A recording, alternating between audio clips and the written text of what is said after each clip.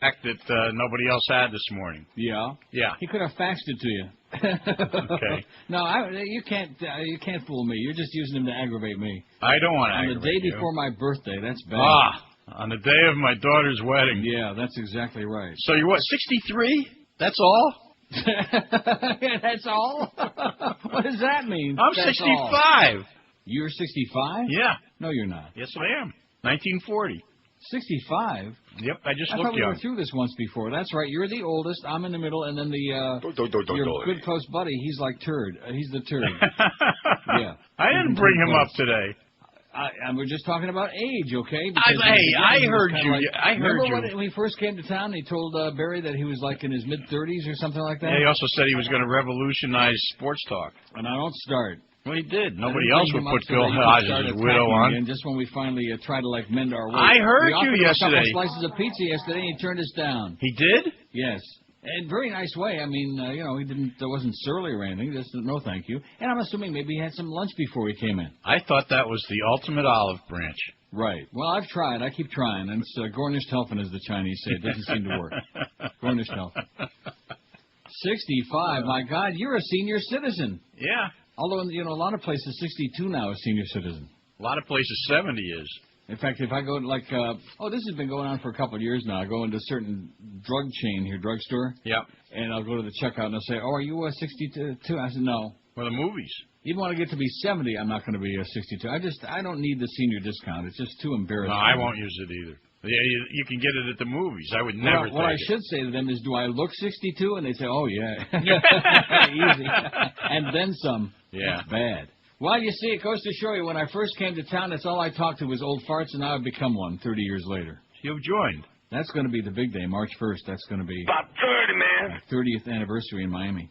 Even though all I do is read the newspaper to the audience, but nevertheless, somehow we're still fumbling our way along. Look at Miami, where it was 30 years ago and where it is now. Sure as hell beats what it is now. That's why I don't want to be there. Oh, brother. You couldn't bring me, wasn't it? I wouldn't be there. I'd retire if I had to be there. It was a great place. It was. It's a great place. It was a fun place. It was clean. It was, the beaches really sun and fun. And then, of course, it got taken over by old farts and by right-wingers. Chase all the kids out at spring break. Yeah, course, that's one. I think that's one of did a hell of a job of catering to the young crowd. Not with Gary Puckett and the Union Gap and that crap. So what did getting rid of spring break do for Fort Lauderdale? Killed it. I think so. Killed it. That was great.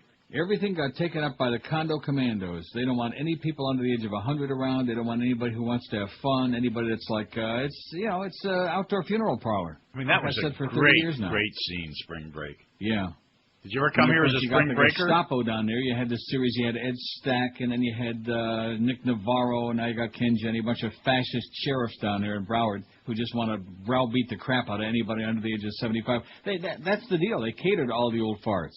That's why, like in the Galt Ocean Mile there in Fort Lauderdale, when I used to come down as a visitor, when I was working in Michigan, I used to come down to Florida as a tourist. Yep. And I used to stay at the Galt Ocean Mile in Fort Lauderdale. Boy, what a difference. I remember one year I was down there in December, and it was before the Orange Bowl, and Penn State was staying in the hotel. I remember when the Jets stayed there before the Super Bowl when they beat the Colts. I mean, those were the days. And then, of course, they let that whole area get taken up by condo commandos, and so it's, they just don't get it. They don't have a clue. And, of course, the idea of a couple more storms will take care of that. Isn't it something? We can't even get the slot machines in, much less a full casino. Right. What a joke. It is a joke. And then, of course, the thing on South Beach was supposed to replace that. You recall, what the hell was her name with the green teeth? Oh, Capitman. Very good, Barbara Capitman. Boy, you're sharp today for an old fart. Barbara Capitman.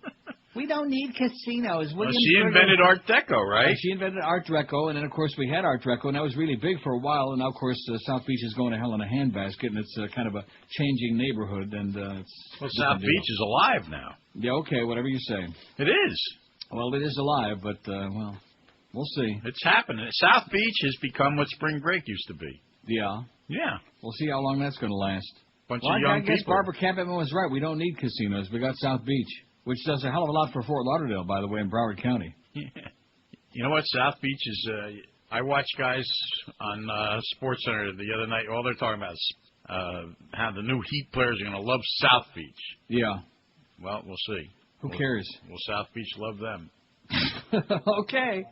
No comment. Whatever that means. Yeah, no comment. I mean, Johnny Versace loved South Beach, too, and then look what happened to him. Yeah. Forget about that. The Panthers don't travel very well, do they? Panthers and the Leafs both lost last night. It was a very depressing hockey night. You had to bring that up, too. First we had Ira Windbag. Now we got hockey talk. Okay, I'll get off it. So why did he refuse the pizza? He didn't say. I mean, it's not up to him to say. Boy, you are bad. That's what you go back to that It's again. no fun when somebody gives it to you. It's better when you steal it. It's more of a challenge. I guess that's it. Yep. In addition to which, maybe he stole some before Josh went in there with it. I don't know. Maybe he found some laying around in the kitchen. I have no idea. I don't know what he was so upset about. It's a true story, that's all, and it was a very funny story. It was amusing. It was par for the course. But it just gets so bent out of shape, the fact that people reveal, I say people, yours truly reveals on the air the kind of shenanigans he pulls. It's him. And as far as blaming me for the crank calls, like I said, we are operating now with about a third of a deck.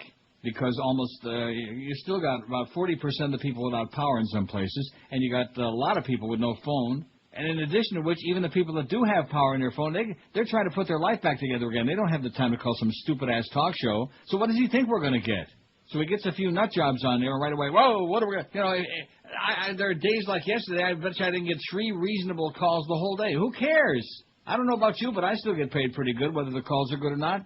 Yeah, I'm not complaining. Yeah, I have no complaints.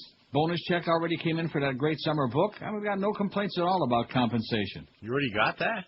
Oh, yeah. I got it in my deal, man. 10 days. They got to pay it within 10 days of the number coming out, or they all go to jail. Wow. They all get bushwhacked. I had to say that because I see him on there right now. He's in the Summit of the Americas where they hate him even more than they hate him in the U.S. New polls out every day now, and his numbers are dropping like a rock. Even Joel Feinberg don't have numbers. Well, I take that back. Oh! Yeah, when Bush gets down to then he'll be right there with Joel Feinberg. Yeah, their pimp wrote about him again today. Oh, yeah, I'm glad you mentioned that because I put the article on top.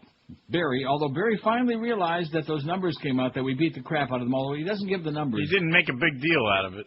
No, at least Sarney gave the numbers out. Mentioned it in passing. Sarney gave the numbers last week, Barry. It took you a whole week to figure out that we beat the crap out of your buddies over there at 790 The Ticket. And your good pal, Sid Rosenberg, they're bringing him very slowly, is what Alan Brown says. Alan Brown is great for jerking people around. Yeah. And this is just another example of it. Yeah. I was thinking, like, we brought Pharrell along slowly. He started on the weekend, then they put him on full time, then he tried to lose our license, and we had to fire his ass. But Sid Rosenberg, it's got this whole thing. I guess I got to read this. It's very depressing. Alan Brown is one of the great failures in local broadcast Who is Alan Brown? He's a marketing consultant who's supposed to be a broadcast expert. Yeah. With experts like that. They're not into broadcasting. They're into marketing. Yeah, well, he's a marketing guy, so he's taking them right down the tubes.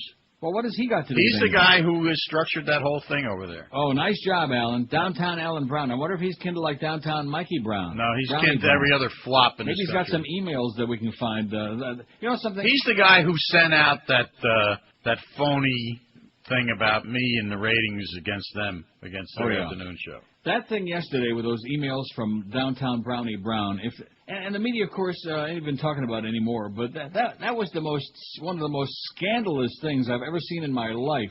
People are dying, and you wonder why this guy comes on national TV, and he says, I didn't even know there were people at the convention center, 20,000 people starving and walking around in feces over there, and he doesn't know that there's people at the convention center, and he's sending emails back and forth about his suit, and about, they tell him he should roll up his sleeves, because even the president did that for the photo op, roll up your sleeves, so if you're not working hard, at least make it look like you're doing something.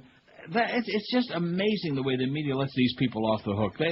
And this guy, the worst part of it is he's still on the payroll. Yeah. For $147,000 a year. He's still on the FEMA payroll, this son of a bitch. Yep. Downtown Brownie Brown. Heck of a job, Brownie. And Bush's popularity ratings, like I said, are going so low now that even the right wing nuts are like bailing off of that ship. Yeah. The only person who will go have dinner there is that freeloading guy from England who hasn't never had a job a day in his life. Yeah, exactly. Him and his dog-faced bitch, right. Go around the world as America's guest. Yeah. Charles Golfs and Camilla Bowles. Yep. Pathetic. Well, they're sports-minded anyway. Yeah. I especially like him when he wears the kilts and the high socks. Well, he's a polo player. Well, you've been in England. You was there with a high top hat with Dave Johnson that time. Yeah. That picture's on the wall there in my studio. In our morning suits. Yeah.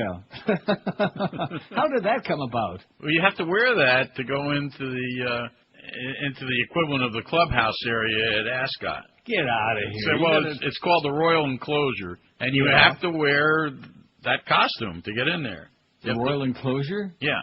Is that where they keep the Queen? Yes. In fact, the Queen Mum was there that day. I'll bet she was. There were all kinds of queens in that she place. She liked her booze, the old Queen Mum. Well, that's what she did. She would go out there, and they always made sure she had a little bit of vodka with her, and she'd go tooling around in her golf cart and go look at the horses before the races before she would bet. The book by Kitty Kelly at the Royals, there was one of the great lines. She said she hit the buzzer. She was up in her quarters in Buckingham Palace, and she hit the buzzer. She said, "When all you queens downstairs get through screwing around down there, this old queen upstairs would like a stiff drink." She was great. Oh, she was. She fun. was over 100, and she was still belting them down. Yeah. Oh, yeah. And one thing about her and Weinstein Churchill, both big boozers. Yeah. It's not and I don't think she was wild about the rest of her family. They all hate each other like poison anyway. Yeah, but she had genuine disdain for the whole group, I think. So as long as she got her shots of vodka. Yeah. Well, that's the Brits for you. Emotionally constipated. It's very sad. I feel sorry for them because they have no hope. As opposed to the French who have, As opposed to us. Well, look what we've become. We've passed them all like they were standing still. Yep. No, as opposed to you. Me? No, you guys. Oh, you guys. Oh, that's right. You're in that. You're in I'm north of the border, eh? That's right. I forgot. Yeah. You're an Still evacuee. got an American passport, but boy, I just keep it legal and that's it. I don't want no part of that crap. Well, you go Amazing across how the border. civilized these people are here. You go across the border, don't you? I beg your pardon? When you go down to Niagara Falls? Or no. do you stay on that side? Are you back on that again? Niagara Falls is in Ontario. So you stay on that side. Niagara Falls, New York is... Now, that's an idea. I could probably, get a P.O. box over there. That would be a good scam. And just cross the border once in a while and just have them stamp my passport. But who the hell wants to go to Niagara Falls, New York? That's not where anybody goes. I keep trying to tell you that. I once had dinner at Niagara Falls at a restaurant with Rick and Henry. Yeah. Before a Buffalo Bills game, we were up there, and the three of us went to dinner at this place overlooking the falls. It was great. Mm-hmm. We had a good time. About Rick, boy. When you went to dinner with Rick Weaver, could he ever talk? And all about himself. That's all he did was just ramble on and on. He was amazing. I enjoyed Henry. Henry was fun. Speaking of having a good pop every now and then. Yeah. He was the wine taster. Yes. He was the official wine taster at IOD. Right. He always ordered the wine. Yeah. Now he has a wine store. A free meal along with it, too. I think he has a wine store now.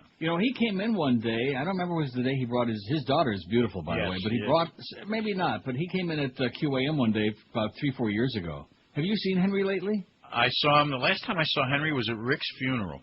Well, that's a long time ago. Yeah. Since then, 4 or 5 years. Trying to catch up to you. Him. Henry has ballooned up. It looked like somebody stuck a bicycle pump up his ass and just blew him up. I didn't know man. that. He looked okay when I saw him. No, he's gained about a zillion pounds. I hope you lost an ounce or two, Henry, since I saw you last time. You're a good guy, but we like to keep you alive. Man, he got huge. See, there's a difference between people who have been heavy all their lives. I said heavy, fat. And then people who haven't been, and then all of a sudden, like in middle or later on, start ballooning up. That's bad. Yeah, we're used to it. Huh? We're used to it. Yeah, our body is used to the punishment. But these other guys that have been like, Henry was always like trim and lean, Mm-hmm. Not skinny, but he was like, but now he's enormous. His daughter was acting for a while. Yeah, well, she's beautiful. I wonder who the father is. Sandy was pretty, his wife. Yeah. There's definite lineage there. I'd be damned. Never met Henry's wife. Well, those are the days, man, but you can't live in the past. We have to do the best with what we got right now. Muff sent me some of the hourly numbers there and some of the monthly numbers. Boy, we had a September to die for. We had the whole station had a huge September, and the other place, Midday, had a 0.5 in Midday. Let me say it again, 0.5, speaking of Henry. It's just amazing to me. How can you even buy? And what a lot of people don't realize is that that's not their radio station. They're leasing that. That's still owned by Jefferson Pilot. Yeah. I was mentioning the other day about when it was 790 WNWS when I was there for 100 years, talking to old farts with all those boring guests. But at any rate, so they're just leasing it. Yeah, wow. 790. That used to be our farm station. Every time we had 2 ball games at the same time, we used to farm one out to a 790. Remember that? It still is. They've brought some guys over there from here. No, but I'm talking about when we had ball games to farm out. Yeah, I know what you mean. Yeah. We've got a hockey game that's going to be on a station I never heard of tomorrow. 640. Yeah. Oh, please don't tell me that you're... I heard the promo for that. Let's see, we got the Canes, of course, because that takes precedence in Virginia Tech, which will be on Channel 10, by the way. Oh, I shouldn't have said that. But the Panther-Carolina game, Carolina's really awesome. They're playing great. But that's tomorrow night at 7, and it says in progress on QAM after the extra point, after the Hurricane game, etc., all of these things. And it's on question mark, it says here, but it's 640, which I never even heard of 640. No, I didn't either. Can you pick it up in Dayton Broward 640? Or is it, I think it's a Boca station. It's a Palm. They were telling me it's a Palm Beach, but you're probably right. It's probably a Boca station. Yeah, 640, I believe. I don't know. I've never listened to it. Boca. Oh, yeah. So if you want to hear the game on the radio, drive up to like the Broward Palm Beach line. Maybe you can hear it. I'll be watching on TV anyway. This whole business, like the Dolphin games, once upon a time when there were a lot of blacked out games, or like if you have a big college game that isn't on for some reason. But with everything on TV now, what's the big simus, right? Except, of course, in this case, there are a lot of people with no power. They can listen to it on radio, but they're not going to be able to watch it on TV unless they go to like a sports bar or go to Hank's house, right? This is true. No, seriously. There actually is a chance that some people might be listening tomorrow night because a lot of by the way, a lot of the bars don't have cable now. Really? Although I guess they can get the game on Channel 7 or whatever. 10. Channel 10. Channel 10's carrying it? Pretty sure. Am I right about that? Oh, the Canes game you're talking about. Yeah. The Dolphins are on. Oh, you're Channel talking about 7. the Dolphin game? Yeah. Well, that's going to be ugly on Sunday. I sure hope you didn't pick the Dolphins to win that game. I didn't. Tom Curtis did. Oh, no. No. Wow. I think Tom had been dipping into those magic mushrooms again. Man, it was just like last week. You tell me that New Orleans had a chance, deserved to be the favorite in that game. You said it, although you picked it up from me. New Orleans right now is the worst team in the league. They really suck. They're pathetic. Yeah, they play the really Bears bad this week. Well, on that note, I'm about a minute past my first break, but of course these breaks today are so short. You do understand that. Time for me to start the weekend. Yeah. Well, that means get a hold of the phone, like your buddy Brent Musburger once said. I'll never forget that as long as I live. It was like a slip of the tongue.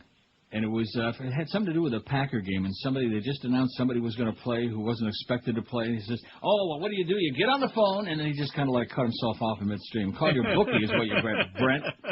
Yeah, get on the phone and call your bookie. I'm surprised he didn't finish that. Even Jimmy the Geek would have been embarrassed by that. Brent does a lot of horse racing now. Does he? I did 3 shows with him last year. Oh, you know that, I don't know, it must have been some kind of a special deal, but I forget what day it was, but Trevor Denman called the races at Belmont one day. A Breeders' Cup. Oh, is that what it was? Although, no, he wouldn't. Tom Durkin did the Breeders' Cup races. Right. So. No, it wasn't the Breeders' Cup. There was one day during the week, though, that they had him. I guess they invited him. They have they have a day where they invite guys from all the announcers. And Aqueduct, not Belmont. Excuse me. Sorry, Aqueduct. Aqueduct is open now. Yeah. Called her at 12:25. And by the way, now, did you hear my plea for you yesterday? I was mentioning a guy named Bill who says he's been a listener for 18 years. Faxed me the thing. They ran a full card yesterday. The poker room is open at Calder. I heard you, yes. So I actually watched a couple races from Calder. Yeah. Didn't bet on them, of course. Calder at 12:25 this afternoon is open. Then you got Aqueduct, Churchill, Woodbine Thoroughbreds 12:55, Santa Anita. Man, you ought to be busy all afternoon. Sounds good to me. You got the football. Huh? Sounds good to me. I'd rush to the phone. Call up Brent. I probably got some good numbers for you. All right. Okay, have a great weekend. Yeah, you too. Good luck to us. Thanks. It's Friday, you bastards. Tonight on Celebrity Poker, Ted Levine. Hey, what's the chips? In the pot. Al Franken. Al Pacino. You fairy. Jack Klugman. And Camilla Parker Bowles. All right, mates, let's play poker. What are you betting, Alan? $6,000. I call you Alan because I am Al Franken. I don't care who you are, you fairy. Now, how much? $6,000.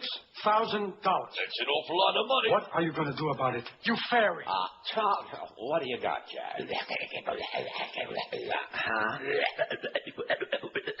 It just cost me $6,000 and 1 calorie.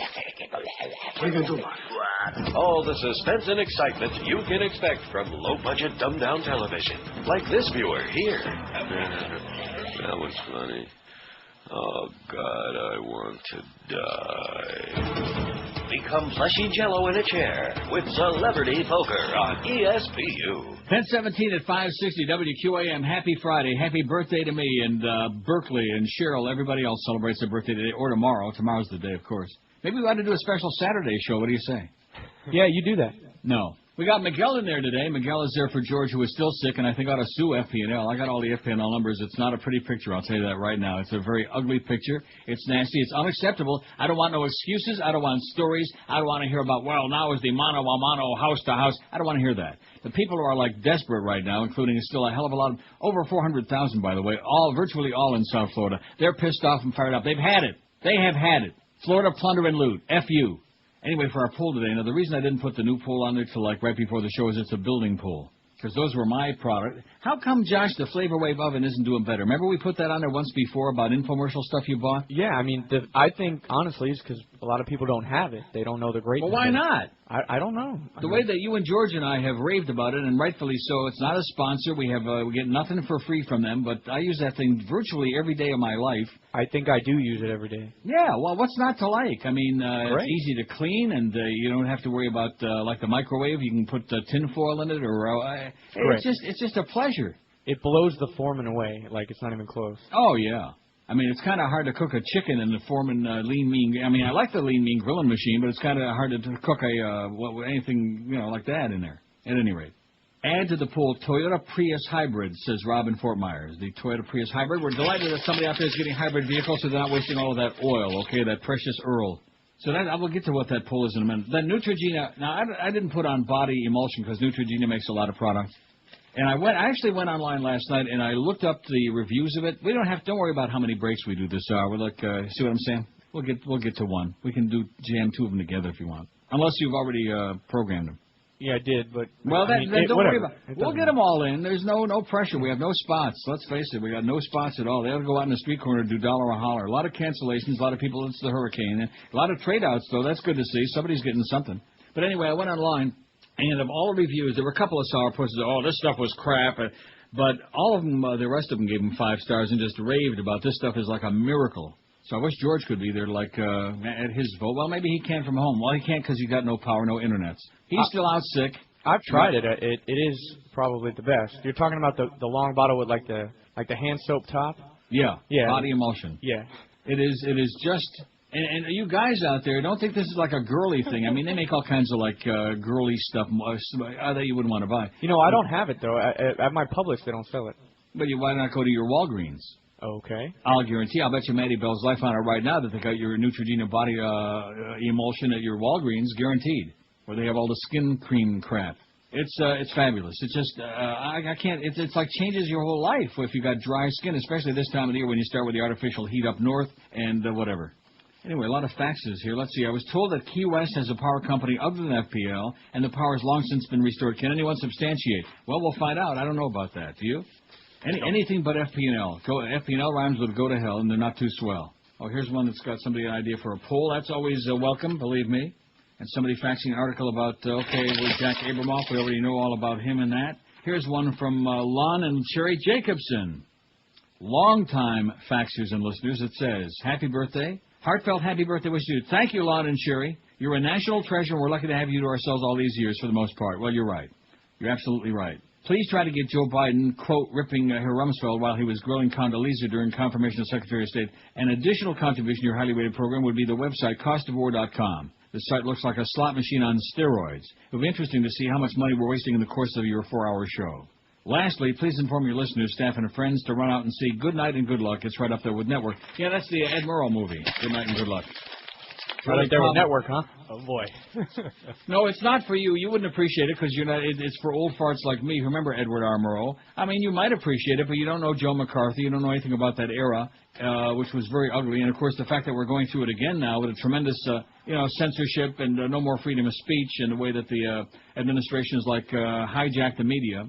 And everybody's under enormous duress and can't say this and can't say that. And we're all getting joiced. It does have significance today, but you would definitely not enjoy it. The significance is good, but the movie needs to be, a little entertaining here and there. Like I said, we don't want you to watch it. Oh, an SUV plowed into something there. I just missed the end of it, and then Mrs. Limbaugh came back on my screen. It's 10:23 at QAM. This is Neil Rogers. This is 560 QAM. Neil, God. Happy day to you.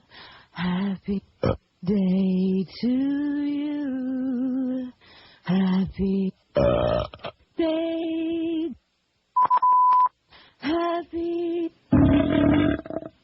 day to you. Thank you. Now, what was the story on there? First of all, let me ask you this, Josh. Is my intercom not working anymore? Because I'm sitting here screaming at people at various times, and there's no response. Well, somebody's microphone was open during that break, and I'm hearing all these in the background. I'm screaming on the intercom, hey, somebody's mic is open. I can hear somebody gnashing their teeth back there. Well, I happen to be in the main studio, so I guess something was on. All three mics were off in here. Yeah. One of those mysterious things, I guess. So, in other words, what was it coming through? It was just coming through like the ceiling or something? Through the baseboard? Maybe it was maybe it was coming through the mezuzah on the door frame there, which isn't seeming to help much today. What was that? All the I have no idea what was lit. being said. And who's all the screaming and carrying on, or what was that all about? We're loud over here. Yeah. Well, dummy up. We got to talk over the commercials. God only knows what kind of swill you were spewing out. Who knows? Yeah, exactly. Body wash. Yeah, well, we're going to need a lot. We need to build that pool, but I'll get to it. We'll eventually get to it. See, I didn't put like a brand of body wash because that would be ridiculous because there's like I said yesterday, there's like 85,000 different brands. Just body wash generic. I mean, some of the other ones are a specific brand, and in that one it's like generic. Although the Haagen-Dazs Banana Nut, you see what bad influence I am? 11 people have voted for that. I didn't even vote for that. I voted for Neutrogena. You are. You started the ice cream craze. Yeah. Well, I started the fish food thing with Ben & Jerry's and the Bagel Bites and the Boca Burgers, and now onto this, the Banana Nut, which will kill you, by the way. It is the most addictive flavor of, I don't know what there is about it. And when I read that article about cinnamon helps with your blood sugar, which is a crock of crap, by the way, that's baloney. But so what I did is I went out and I bought a bottle of cinnamon. Hey, you were believing that for a while. I was. And then I started trying eating cinnamon toast, and of course that's all carbs, the bread. You can't eat bread when you're diabetic, and my blood sugar was skyrocketing. I thought, why, are you a maniac or what? Yes. Well, first of all, what am I eating ice cream for in the first place when you got diabetes? But then I started sprinkling the cinnamon, after you put the banana nut in the microwave for 99 seconds and temper it to a nice, soft texture. And then you sprinkle, as you're eating it, you sprinkle more and more cinnamon on there. And boy, does that go good with that banana nut. Just a good combination. Anyway, stop, please. No, that's bad. Okay, let's start with this. It's official. And Miguel is there today, but you know something? If I read a whole bunch of stuff, too bad. I read whether you like it or not, I don't care. In fact, you can go commiserate at 155. Go in the hallway and commiserate with your buddy out there. You can, all he does is read the newspaper all day. Blah, blah, blah, blah, son of a bitch. You can go commiserate with him. In the meantime, they just... See, what I think it is, Josh, now maybe that microphone switch, that button there where you're sitting. Well, who knows what it was. It had to be, maybe it was, I don't know. I'm trying to tell you that they haven't fixed that switch on there, and as a result, you never know whether. Well, it's it wasn't on my or off. studio because you were talking. I would have heard you because I was in with Miguel. I was sitting in there talking to him. You were in with Miguel doing what? Sitting on his lap? What is this all about? I was talking. It was a commercial. Yeah. Right. We were talking. Well, not a very long one. That's why it's a quick chat. Right. Yeah. Oh, brother. Elmer says, first of all, happy birthday. Best wishes, and may Tom Welling and Johnny Depp knock on your door this weekend. Oh, yeah. I also like to suggest online banking to your pool, and not sure, that's good. It's a product that the bank sells, online banking. I use it. It's a wonderful thing. And it also says, if so, can you play the Olindo Mare?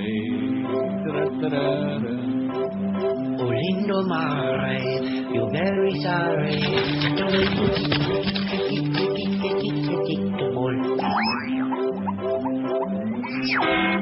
Olindo Mare, you're very sorry. The way you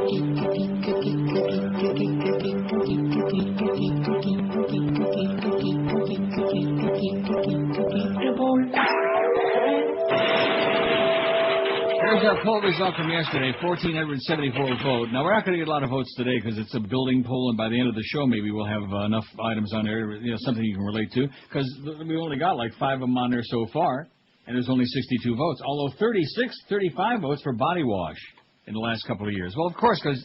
Now, Miguel, you don't use soap, do you? Please don't tell me you're still using soap. I use a combination of the two. What does that mean? I use the body wash, and then when I run out, I go to the soap. With the body wash, you lose a lot of it quick. So you don't know how to use it.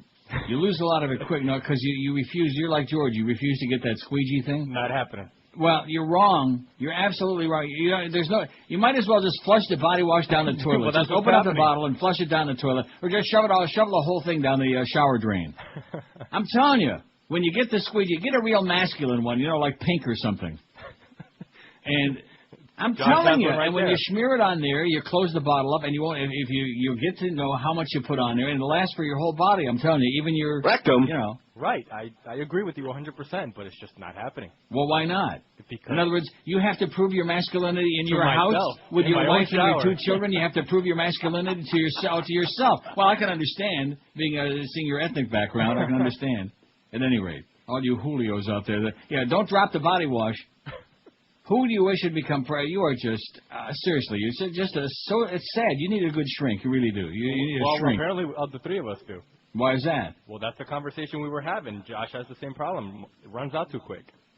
And George, all 3 of you. Yeah. I finally got you convinced to use the body wash. Going but, now. huh? I got a good system now. You don't do it with your hand. I'm talking about the body wash, okay? I do it with the hand, that too, I'm but sure I do of it that. with the hand. I don't want to get into it. That's not the way to do it, okay? That is not. Believe me, when I first started using it, I did the same thing. I didn't even an old queen like me, I wasn't going to get some poofy, whatever it is, squeegee. I am telling you, that is the way to go. You'll ask yourself. It's like a mesh thing. It doesn't even look like one of those silly feminine things. It's like a mesh thing. It is not. Gay. Oh, God, there's something so wrong with you guys. See, the only people who would have a problem with that are people who have a very serious... And both of you guys, and George... Well, I mean, Miguel, I can understand. He's so damn Cuban, it's disgusting. But, I mean, that's, it's in your... But, Josh? What? We know you're shacked up with that hot chick there. We're not worried about you, even though I guess because you work on this show. If you, That's not the point. I mean, look. What is the point? The point is I'm okay with the way I wash myself. No, you're not. I can use my you're not. hands. You're wasting it. You're spilling. Well, you're making the big bucks now. I guess you must have got that big raise. Yeah, I don't think so. Yeah, raise this. So he's still doing it with the hand. That's bad. Who do you wish had become president in our past? 1,474 votes. Al Gore, 478. Bobby Kennedy, 382. Oh, we need you badly, Bobby.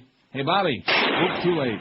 And if anybody really believes that Sirhan, there's another thing in American history. They recovered, I forget how many bullets from the wall there in the pantry in the hotel there in L.A., but it was more than the gun held that he had, But don't confuse, well, they must have been there for a long time, Right. Give me a break. Sirhan, and Lee Harvey Oswald, my ass. You don't screw the mob. You don't cross the mob and live to tell about it, okay? Just remember that. Keep that in mind. That's what Don Corleone said. John McCain, 222, even with that big puffy cheek. He was on last night, and I turned it off right away. John Kerry, 125. Mario Cuomo, 73. Ted Kennedy, 63. George McGovern, 33. Well, I had George McGovern as a guest on my show many times. He was more exciting than Ira Windbag, and he was coma-inducing, George. It was really embarrassing. I got to tell you this. One time I had him on the phone, because I had him on a few times. And I don't know why, but instead of calling him Senator, I kept calling him George, which was very disrespectful. No, and he kept calling me Mr. Rogers, it never dawned on me at the time, but years later I realized he was doing it sarcastically because I was being so informal with him. And so I called him George, he called me Mr. Rogers. Well, shame on you. Yeah, that was bad. I apologize for that, George. You're still boring. Adlai Stevenson, 32. Nelson Rockefeller, 26. Hubert Humphrey, 24. And Little Michael Dukakis, only 16. A real little wimp. Boy, this thing with the body wash, this seems to have opened up. I may have to do a separate poll on that on Monday, since we have a primarily male audience. There's a chainsaw. Somebody says they bought a chainsaw. Okay, thank you. That's a good idea, especially right now. Chop down all them trees. Now, let me just give a little suggestion here, okay? Please, pretty please. Those of you who've got your power back, or even if you don't have your power back, if you're going to be chopping trees down in your yard, it would be a real good idea to make sure that they don't go plopping down like a big limb onto your power lines. Make sure that they fall in the opposite direction. You know what I'm saying? Yeah, that's always good. Yeah, good idea. Because if you start knocking lines down again, your whole neighborhood's going to be really pissed off. They'll probably come and lynch your ass. It's official. Broward schools reopen on Monday morning.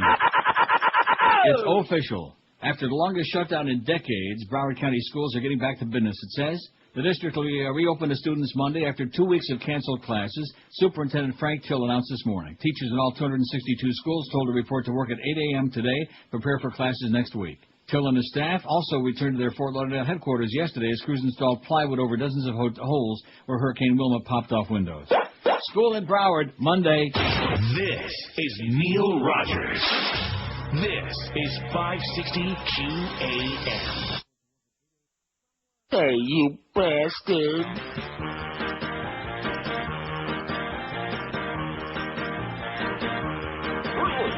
Where is the love? I don't get no grub. Bullshit. That's when you go doing.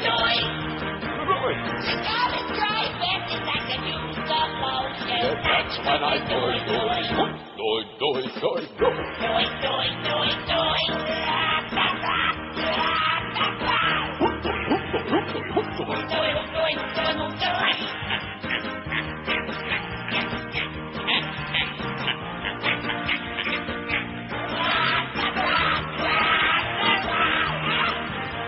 Sport home don't got no sense, and you find. That's when you go doi, doi.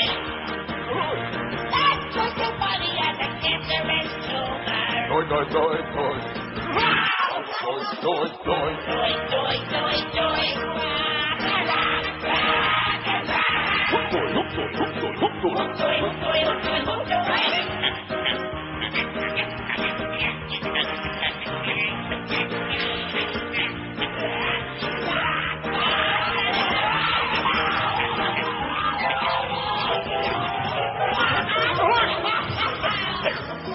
Now, I'm a little bit lost. We got two more of those quickie breaks this hour, is that it? No, I just put those together, so you got one more. Solamente uno. Okay. The other thing is, the reason we had that problem before, and I'll guarantee you this, is that in the studio there where Miguel is sitting his fat ass, is that the microphone switch, you don't know whether it's on or off. It's great that our... no, the light works. Will you listen to me?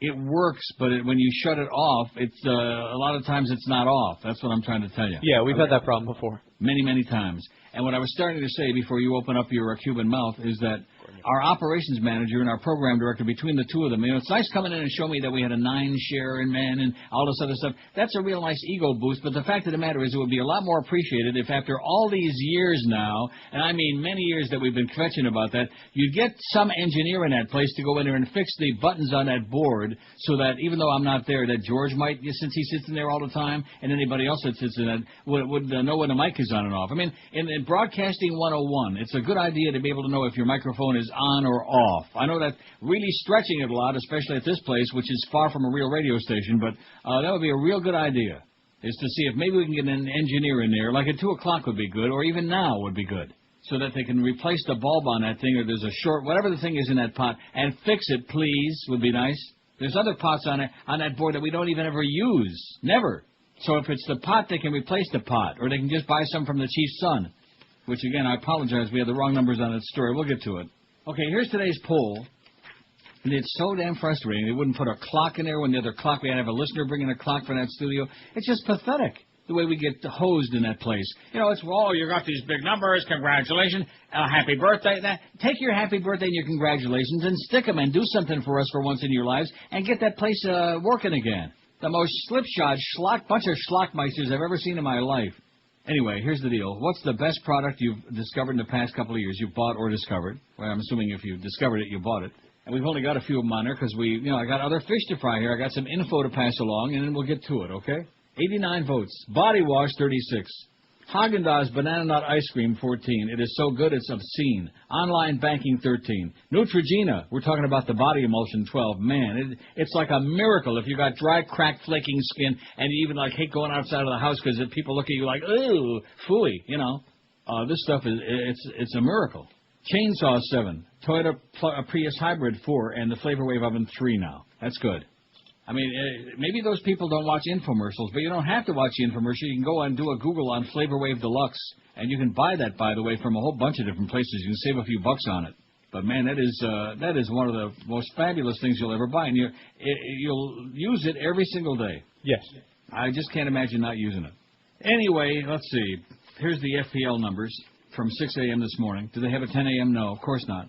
And we got a story where I got some new information from them. Restoration nearly done in northern Palm Beach, St. Lucie and Martin. We don't care about St. Lucie or Martin counties, and to be honest with you, we don't care about North Palm Beach either because they can't hear us. Screw them.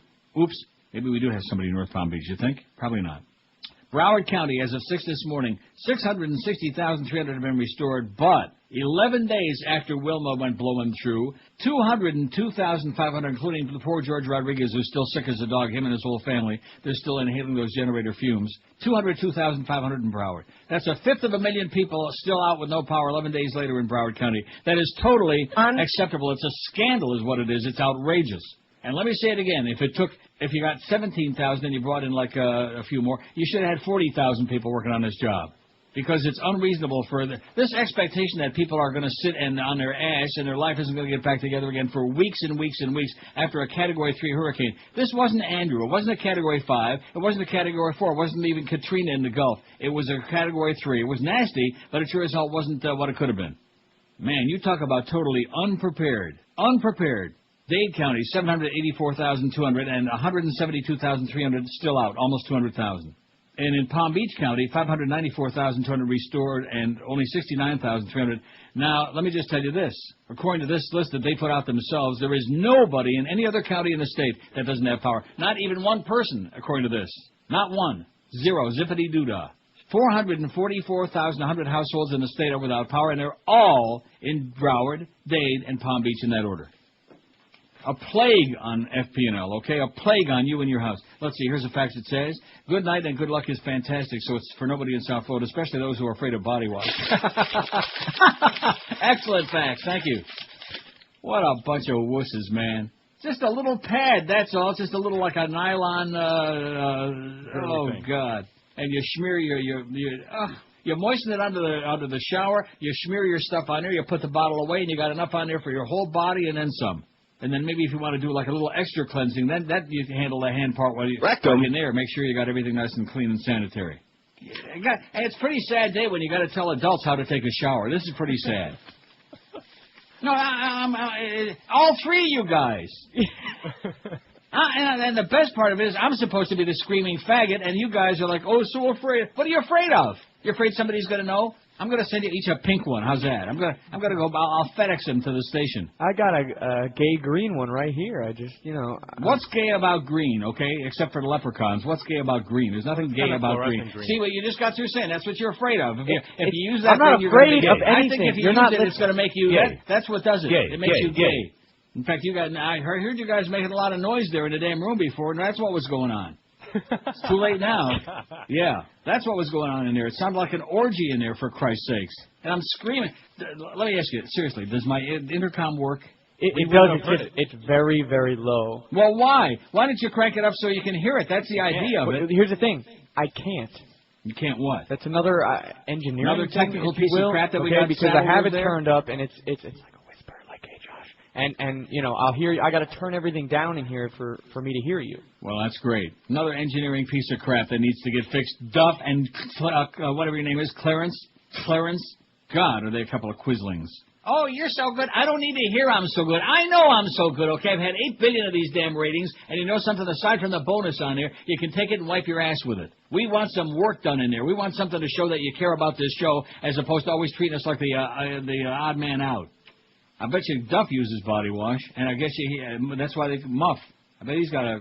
Anyway, here's one. It says the Internet's hookup ain't working. Oh, yes, it is. There's no way. Let me just take a look. I know that's a bunch of crap. No dropouts. What? No, there's zero dropouts.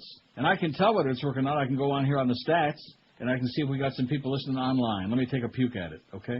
I don't believe your facts. You're full of it. No, it's just like it always is.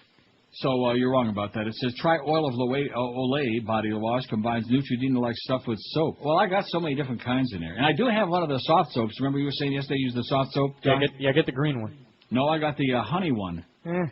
It's called Milk and Honey. Right. Well, go get your 20th bottle and get the green one. Get the honey, Junior. Okay. Well, that's everywhere. That's very common, that soft soap. That's okay. It's not my favorite. My favorite is the one I was telling you about that day. I don't remember what it is now. I'd have to go in there and look at the bottle. Let's do a whole show on body wash and clean up this damn town. Anyway, here's a fax from PR Ralph. May you live to be 100 and me 101 so I can remember the great shows I've heard you do. Because in the last 18 years I started listening, you've had great shows, and when will the gifts start pouring in? Oh, yeah. Oh, yeah. As a birthday gift, we got a studio that's falling apart that nobody will fix in there. What a bunch of slackers. That's what most of the people in that building are. That's why I'm glad that I'm not there. It's not that I dislike them. It's just that they're slackers, They just fumble their way by. Some people achieve greatness in life, and other people just achieve what they try to, and that's mediocrity. It says, enjoy your birthday. Hope you get everything you want. Luis Miguel, Orlando, Enrique Iglesias, etc. Okay, whatever. I'm doing just fine. Let's see. Here's some more faxes. Happy birthday, Neil. It says, even my homophobic husband uses the mesh. That's it. The mesh buff. That's it. It's a mesh thing. It's nylon, man. It's not like some kind of little girly thing. Yeah, mesh this. For his liquid soap. I, however, use liquid soap along with my bar soap for my privates. The mesh is a little rough. No, I wouldn't. Well, whatever. It says for your pull, how about the internets? Okay, the internet's good. There are people, they're a little slow, better late than never.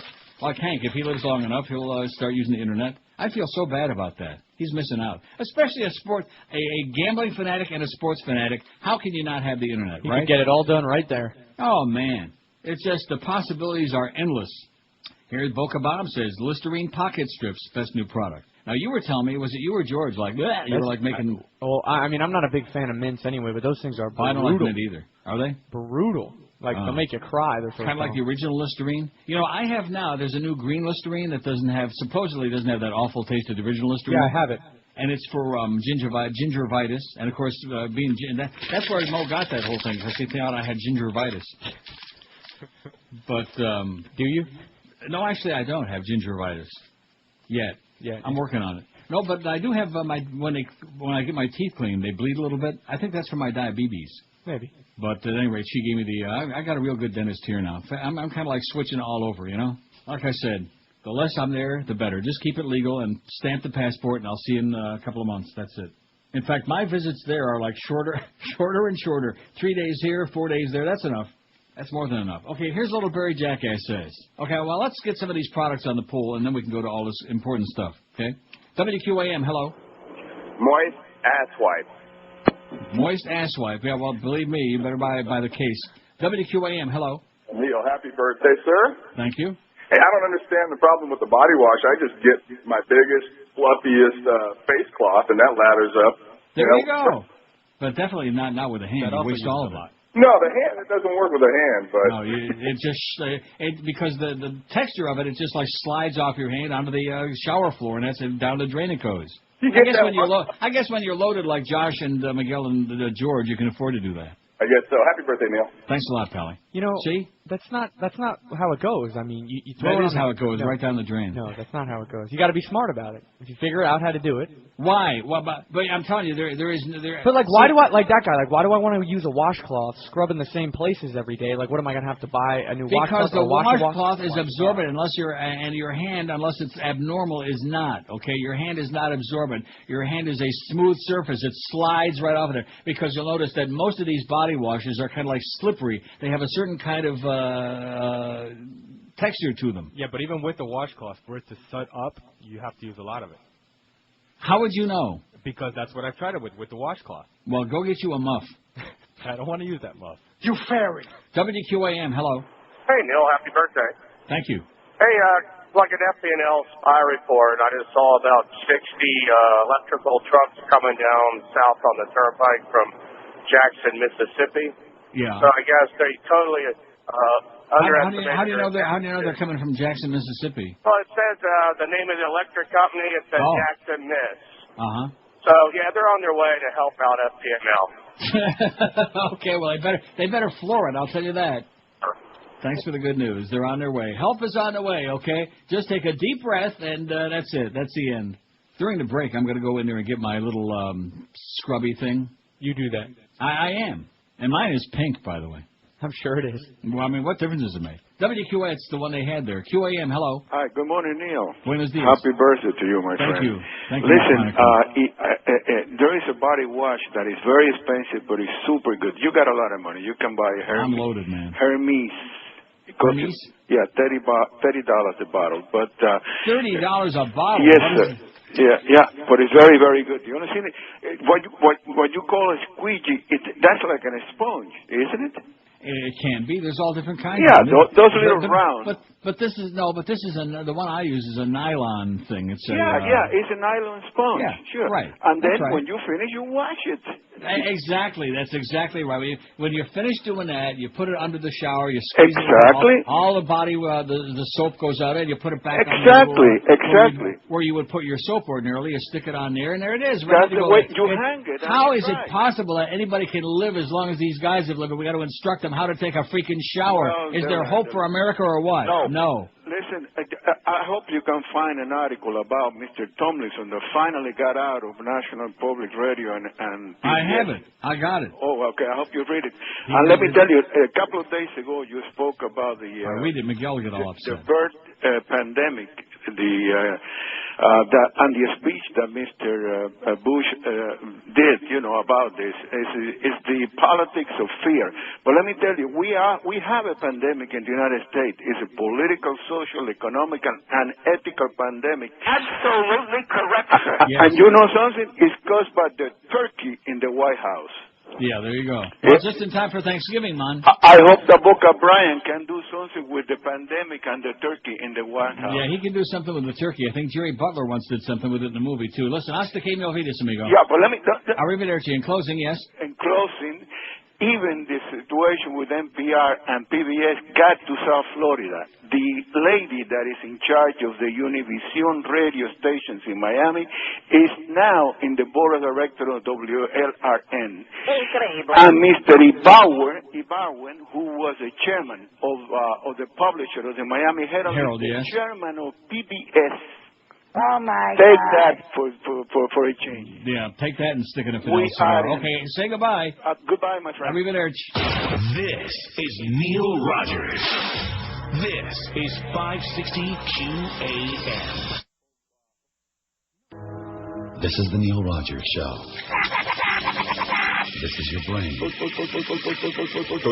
Any questions? You're watching the new PBS.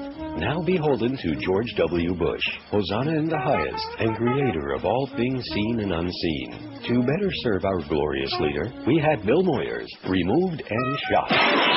Canceled all Ken Burns and Jews in New York documentaries. You'll be pleased to know that we have replaced them instead with Michael Medved and Carlson Tucker on continuous video loop.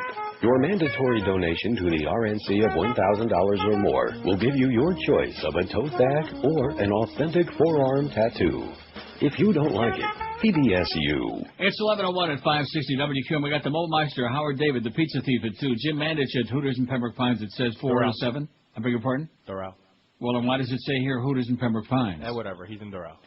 Well, it's just another example of these guys. They just can't get the schedule right. They won't get our buttons pressed right. They're just too busy diddling around, running around like big shots, you know? Hey, you know what I was thinking also about? What were you thinking? About Howard and the... Curtis and Len at 7, Ed Kaplan at 10, yes? About why... I'm thinking why... Maybe Howard has no idea what he did. Like, when I did that, maybe he would have thought it was funny.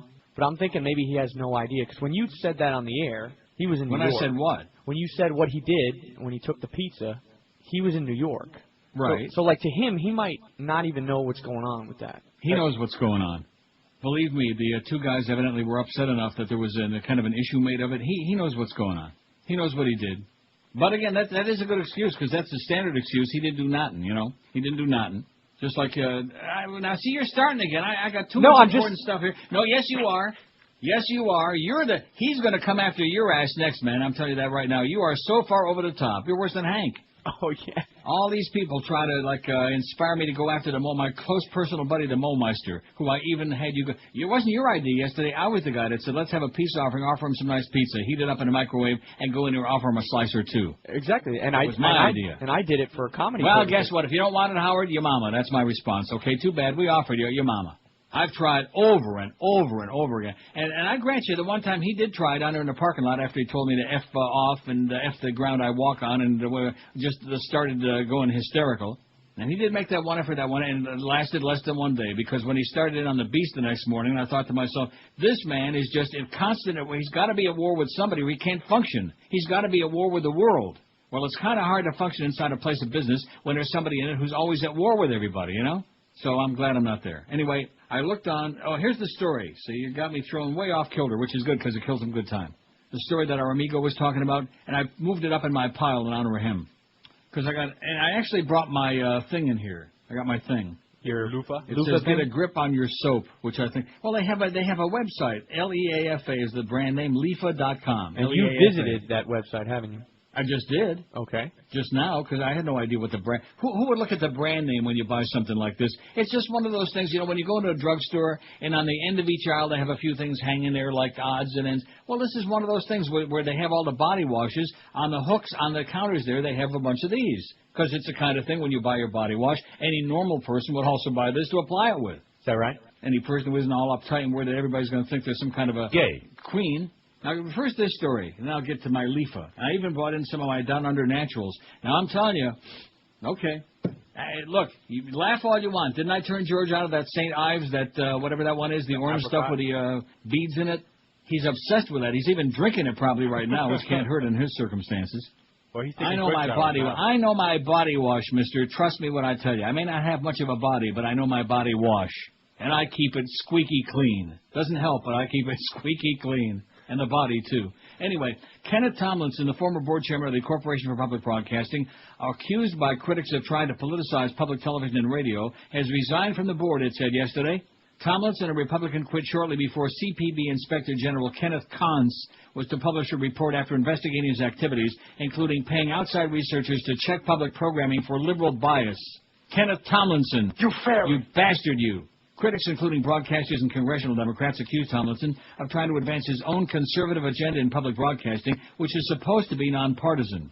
Details of the investigation haven't yet been reported. It also looked into the selection of the former co-chair of the Republican National Committee as CPB president, according to Senator Byron Dorgan, a North Dakota Democrat. The CPB said both the board and Tomlinson believed it was in the best interest of the CPB, the Corporation for Public Broadcasting, that he stepped down. Just like Brownie Brown, who's still on the payroll, by the way, but he's got a hell of a nice suit that he bought at Nordstrom's. Roll up your sleeves, Brownie. Make it look like you're doing something. The board doesn't believe that Mr. Tomlinson acted maliciously or with any intent to harm CPB or public broadcasting, and the board recognizes that Mr. Tomlinson strongly disputes the findings in the soon-to-be-released Inspector General's report, the board said in a statement. The board recommended Tomlinson. They commended him for his legitimate efforts to achieve balance and objective. Right. To turn it into a fascist propaganda. Don't forget the best part. I see. This originally was intended for soap. I never realized that. Yeah, see how they're putting the soap in that pocket there? Holy moly, Rat Man. You see that? The soap stays in the mid for awesome lather. Usually food with leftover soap pieces, too. So for those of you who are still using soap, but forget about that. That's not what I'm using it for. What you do is you take it and you smear, you put it under the shower, you get it wet, and then you take and you smear enough. You cover basically the surface of it with your body wash. You close up your body wash and you forget about it, and then you have enough on there for a great shower. And it shows the new lovely fake colors that's available in. There's the pink one that I got. It's available like in white and green and purple. All the colors of the rainbow. There you go, just about. What's not to like? I didn't even realize that till now that You're missing the best part, is, huh? You're missing the best part. What's that? When you buy 3, you get the free hook. Oh, you get a free shower hook. There's the hook to get you to buy it. You get a free shower hook when you buy 3. But up until this moment, I never realized that the opening there, the mid part, is to stick your soap in if you're still using soap. God forbid. Don't use soap, man. Ooh, it's just, unclean. Unclean. Even if you're the only one using it. I mean, there's hair in it, and God only knows what other kind of creepy critters crawling around. The thing with the body wash, it's in a bottle, man. It's untouched by human hands and glands. It's pristine and clean. Fit for a queen. You know what I'm saying? The body wash is good. Got it? Got it. I don't know why I have so much trouble selling that. Let's see. So far, and we'll get a whole bunch more on these if I decide to take any calls. 154. What's the best product you've discovered the past couple of years? Body wash, 45. Online banking, 38. The internet's 19. Haagen-Dazs banana nut ice cream, 17. Don't start. I'm telling you right now, do not start. Neutrogena, 14. Chainsaw, 10. Toyota Plus Hybrid, 7. And the Flavor Wave oven, only 4. We're just not very effective in getting that thing there going, you know. Hey, it's their loss. Yeah, it's your loss. We like it a lot. Your loss. Cooking the old-fashioned way. And I guarantee you, I mean, I'm not even going to go into it. WQAM, hello. Hello. Yes, sir. This is Neil? Sounds like me, yeah. Hey, I just want to comment on the body wash. The loofah is definitely the way to go. And for those homophobes in the other room there, they could try a product called Axe. A-X-E. Yeah, I've seen that Axe body wash. Oh, and it's great. I mean, it's got like half a dozen different fragrances, and women love it. Yeah, all very manly fragrances, too, by the way. Yeah, commercial at all. And soap is for barbarians. Excellent. Good. Well said, Pally. Thanks. Soap is for barbarians who are living in the distant past. So let me ask you a question. That's one of the ones I meant to mention the other day. I was telling you all these different brands out there. Very small bottle, though, the Axe body wash. Is it really? Yeah. Well, a guy like you that's getting that big raise, you should, no problem. I'd stock up on it. I'd get like all the different flavors. I'd start drinking it. WQAM, hello. Hey, Neil there. Speaking. Neil. Yeah. I gotta say, Axe is the worst body wash. Try something called, it's the worst. It smells like Axe. Adidas makes a good brand. Okay. And also, I had another point that I just lost it. Have a great day, Neil. And you too. Thank you. Well, he's so whipped up about his Adidas body wash. See, everybody and their brother's using body wash, but it's still a closet kind of a thing. Because, it's a feminine thing. Real guys got to use a real soap like lava soap. That's like pumice. It's like rubbing your skin with a rock. Pumice. You ever use lava soap? No. God forbid. You talk about rough and gritty. It's kind of schmitty, lava soap.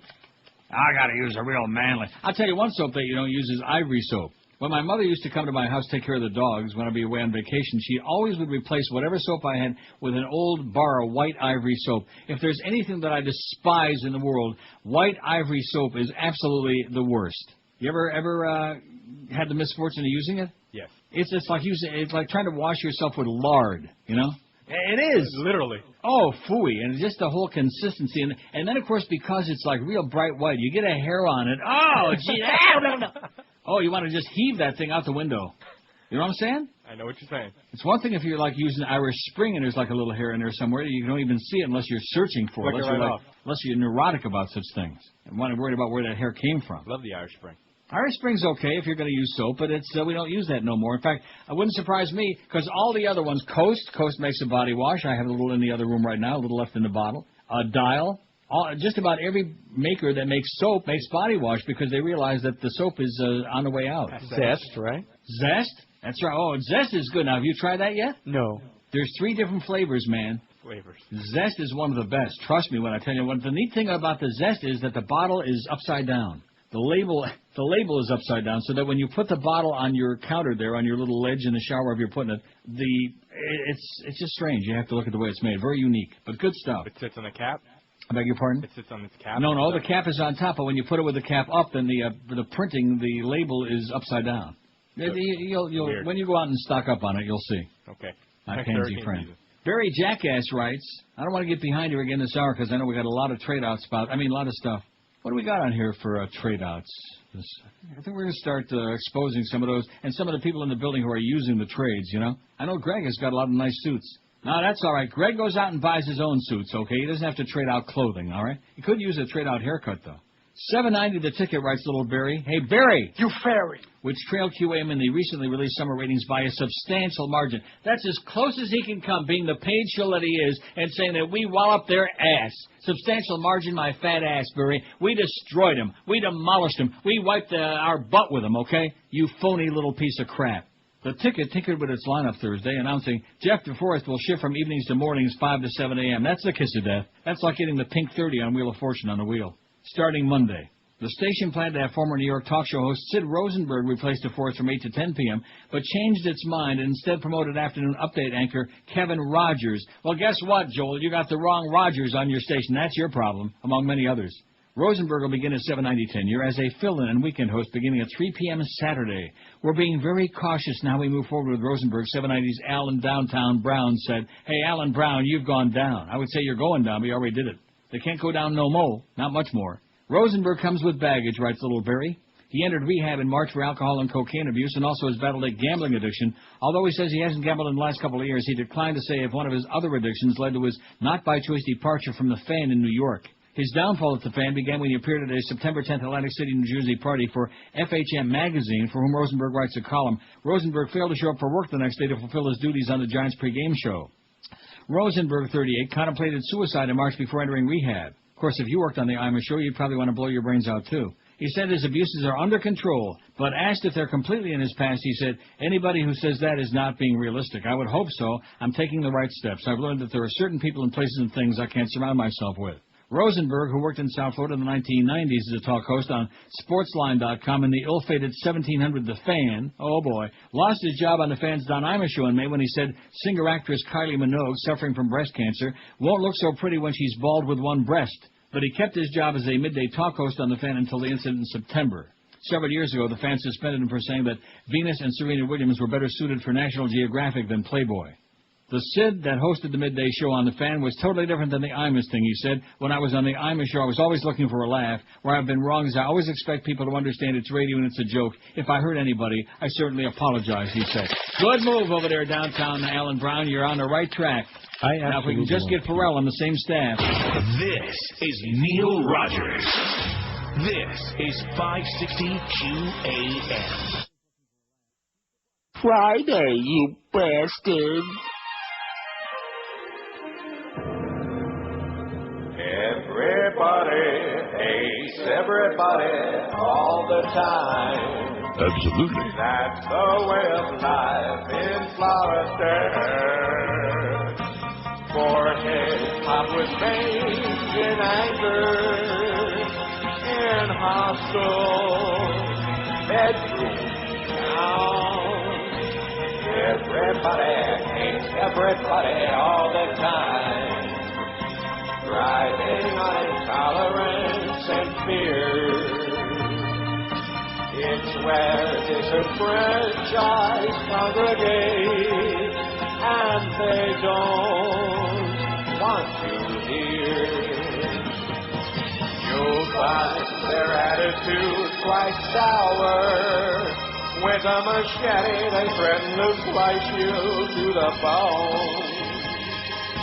Then, in the gridlock of rush hour, out the window, someone calls you Matagone.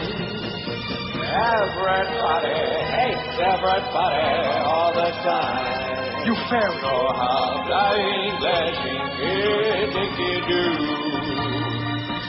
Something in the breeze is wafting from Pompano Beach. Okay, here's the timely one for our poll. It says, how about portable generators? Huh? Very timely and very good. Let's get that on there right away. I bet you a lot of people out there never used generators before. Nope. Before Wilma. And then it also says on here, nylon scruffies conveniently hang from the showerhead pipe after you rinse them. The showerhead pipe? Yeah, you know, they got that little... It's like a neck pipe. Old-fashioned ones do. My showerhead doesn't have that little thing on the side. I know what they're talking about, but didn't that go out with knickers?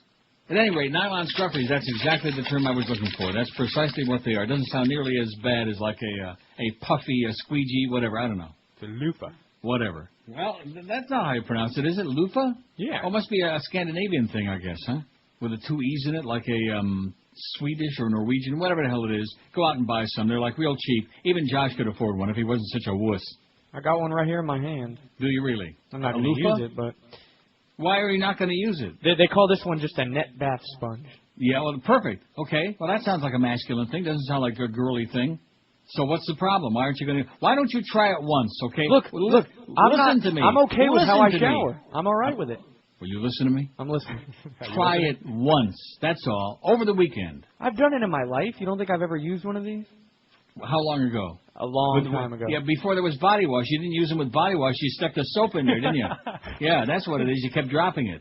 He's got kind of a hang-up on it because he kept sticking the soap in there. It kept falling out. At any rate, do whatever you want. Okay, I'm urging you to try it once over the weekend with a body wash. You'll see what I'm talking about. I know what I'm talking. I did it from personal experience. In the beginning, I was like spilling half the stuff on the floor of the shower because I didn't know how the hell to use this stuff right. It's just easy as pie. It'll save you a lot of that body wash. It's good stuff. You don't want to like spill it all down the shower drain. You silly goose. This Leafa thing, though, is good to try. It is good. It's great. I'll order a whole bunch of them. I'll have them sent to the station, okay? Pass them around. I know somebody will take some, even if he doesn't use them. Actually, maybe it'll help wipe those more in Canada. Maybe it'll help wipe those dingleberries off his butt. The ones that Robert was always complaining about having to watch him do, and the Beast. You remember those days, don't you? Florida Power and Light said today it's restored electricity to 86% of the people lost it during Hurricane Wilma. You ought to be ashamed, Florida Plunder and Loot. We hate you like poison. Not the guys that are out there working their ass off. We're talking about the management types, the mismanagement kinds. Virtually all people on the west coast of Florida, St. Lucie and Martin counties and Palm Beach County, north of PGA Boulevard, will have power by the end of the day. Well, according to their 6 a.m., they already do, except maybe some in North Palm Beach. Because Martin and St. Lucie, based on what they're saying, by this morning, finito. They're all on. Anyone in those areas who still doesn't have electricity by the end of the day should call FPL at 1-800-4-OUTAGE. 1-800-4-UP-YOURS. 4-OUTAGE. The Wilma Restoration Team has entered a house-by-house, pole-by-pole phase of restoration, a very time-intensive period. In many cases, poles or lines have been damaged and require crews to clear debris and repair equipment, often in hard-to-access backyards, FPL said in the statement.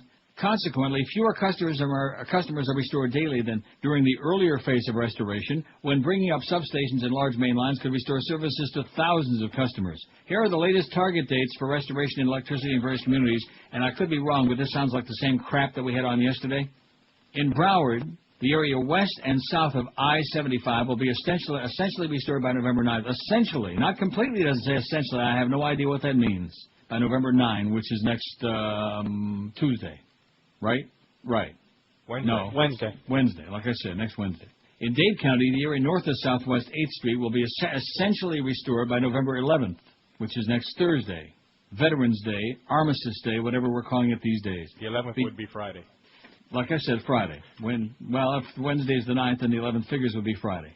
Between Southwest 8th Street and Southwest 88th Street by November 10th, essentially. Miami Beach, south of Southwest 79th Street. And what the hell was Hank talking about South Beach is so hot? Is he living in the past or what? I don't know what he's talking about. South Beach is passe, man. That neighborhood has changed, in case anybody has noticed, and people are fleeing from there like it's got, whatever. Between Southwest 8th Street and Southwest 88th by November 10th, Miami Beach south of Southwest 79th Street by November 10th, all areas of Southwest 88th Street by November 8th. And then it goes on about, says the great majority of customers in these areas will have power restored well before the estimated date, FPL said, well before. The company projects a completion date of November 8th for 95% of customers. That's next Tuesday. I'm sure I got that one right. Maybe not. Okay, here's what we got so far in our products you've bought or tried in the last couple of years that are really damn good. The best product you discovered in the last couple of years, Online Banking 56. How do you like that? Has moved to the top, passing Body Wash like it was drifting down the drain. Body Wash 52. The Internet has got about 30, man. Haagen-Dazs Banana Nut 18. I'm assuming that most of us have been on the Internet for more than the last couple of years. Yeah. Unless you're living in the Stone Age. Neutrogena 16. And let me say it again. The Neutrogena body emulsion is so good. Even Josh, even a very, very nervous young man like Josh admits to smearing it. It's great. It is. I've tried having the dry skin, especially in the wintertime or as it gets out of the summer, And I've tried every one of those skin creams that's ever been invented. I've tried the Pond's Cool Cream, which is really a lady kind of a thing, and all the other ones in the tubes. Tube. No good. Don't do a damn thing. In fact, the minute you smear it on, you're right back where you were before, only worse, because that stuff kind of like cakes up and it's like falling off your forehead. But this stuff, it soaks right in. Your body absorbs it immediately. It's not greasy and it doesn't have any odor at all. It doesn't stink. And it's just like a miracle. It just heals your skin. Fantastic. It is. Spastic and fantastic. So Neutrogena is right on Haagen-Dazs' ass. In fact, you might want to smear some of that in your banana nut ice cream. Chainsaw 10, Toyota Prius Hybrid 8, Flavor Wave Oven 5, and portable generators so far out of the first 200 got the big hit with it. This is Neil Rogers. This is 560 QAM. Who's going to give Ricky a blow? I come from Calder, Texas, with a guitar on my knee. While they died in Louisiana, I raised cash for the GOP. Oh, Katrina, don't put no blame on me, 'cause I come from my vacation for a photo opportunity. Swing your partner round and round. Now do a little swimming through New Orleans town. Swim to the left, to the right, here we go. Sling a little mud, now do-si-do. Oh, Katrina, why didn't those people flee? 'Cause it's worse in Louisiana than it is for an Iraqi.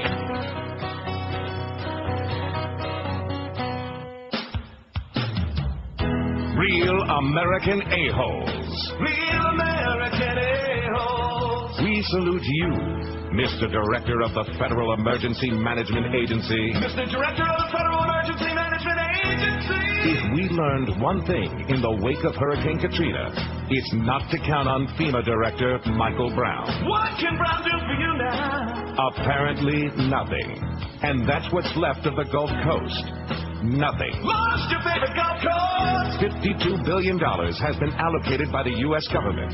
But you've created so much red tape, the victims won't receive it till Mardi Gras. Show Michael Brown your Hooters. When all is said and done, you will lose your job faster than you can say E. coli. Ow! And if there's any justice in this world, you'll be calling the Houston Astrodome home, too. 300 cop now. So we salute you, Mr. Director of the Federal Emergency Management Agency, your clipboard, your stupid navy blue FEMA shirt, and your comb-over. You are a real American a-hole. Absolutely. But hell of a nice suit there, Browning. It's 11:32 at 560 WQM. Better get some more suggestions for this poll on here, and then I want to whip through these 85,000 stories I got. Just read the newspaper on the air. I don't want to let my buddy down, Downtown Mo Brown. Here's line 9, WQAM. Hello. Neil. Yes, sir. Hey, happy birthday tomorrow. Thank you. First off. This was inspired by you and George's argument the other day about the Beverly Hillbillies show that was probably on the air longer than what it should have been.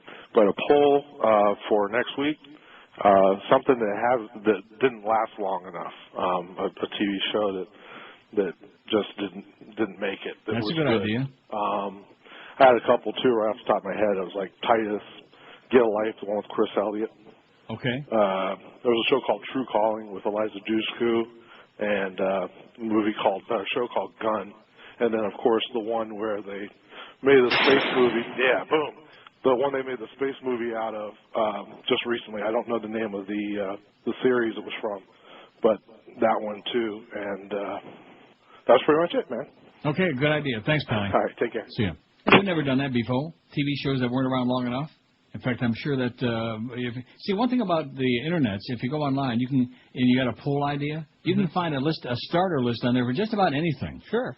Which is pretty amazing. WQAM, hello. Hey, Neil, I missed the end of the show yesterday. Did Mo accept the peace offering? No. So there was no crossover of any kind?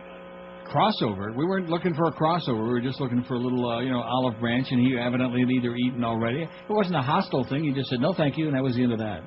I see. I do have one for the poll. Yes, sir. About TiVo. TiVo's good. Excellent. Thanks, Pally.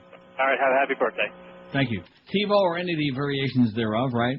PVR, DVR, DVD, BVDs. TiVo's good. What a difference now. Of course, we don't have any spots, so I don't want to go into a whole thing about it. 5670560, pound 560. Well, listen, nobody's doing much of any business. I suggested that what we ought to do is do a dollar a holler thing. Not quite. They're doing that across the street on a regular basis before the hurricane. But, have a special package for these poor bastards out there that are trying to, put their lives back together again and let people know that the business is open, things like that. But evidently, that's way above and beyond, I just mind my own business. I just sit here minding my own business, and Hank can have Ira on for 3 hours every day and do whatever the hell he wants. That's fine. It's his show, And our engineering department can continue making all kinds of excuses. Of course, the problem with a button on that microphone there and all the other buttons on that board, long before there was ever any Katrina or Wilma or hurricane damage or generators keeping radio stations on the air or all of these things. But that would be the excuse. That would be the excuse du jour. Well, our engineers have been overwhelmed trying to keep our stations on the air. Okay. What'll be next week's excuse, huh? It'll be something else. That's because we're the low priority on the totem pole, because no matter if we had a 90 share, we don't talk about sports. And that's all that the management and Clarence care about is a bunch of sports crap and silly guys that run around in prissy outfits with jock straps. What could be more gay than that? Some guy chasing another guy and grabbing him around the waist or around the crotch and dragging his ass down on the ground. What could be more fey than that? Right, Ricky? You fairy. WQAM, hello. Hi. Hello. Yes, sir. Hello, Neil. Yeah. How you doing? Hey, that reporter that supposedly was threatening Arthur Thiel with a story, and then that's why he killed himself? Jim DeFeedy, yeah. You like him or no? He's fat and ugly now. He's so annoying. CBS 4 local down here had they put him on like a Andy Rooney type little thing. Oh, no. How could anybody look at him? I know. I hate him. He's a fat pig, and we got to get him off of there. Okay, work on it. I don't like Jim DeFeedy. I can't stand him. Once upon a time, he wrote one good column. I think it was something about how the Herald used to be good and now we suck and we can't afford to be good. And, I'm surprised he didn't get canned then. And whether or not you agree on the Arthur Thiel thing, him taping he broke the law. And then, of course, they didn't stand behind him because he's fat and grotesque. So Channel 4 put him on the air because they don't have a Dave Game anymore, which they used to have when they were Channel 6. I can't keep them straight, Was Dave Game on? Who knows? Remember Dave Game? Nope. Before your time. He made Josh Friedman look like Minnie Mouse, like Miss Twiggy. That's how big Dave Game was. That was before people started buying a big screen TV, so naturally they couldn't fit his whole ass on the screen. They had to fire his ass. Dave Game. WQAM, hello. Hi, Uncle Neil. Yes, sir. Well, happy birthday, first of all. Thank you so much. Also, yesterday's show, I haven't laughed that hard with the homo pizza thing in the longest time. Did you say homo? A homo.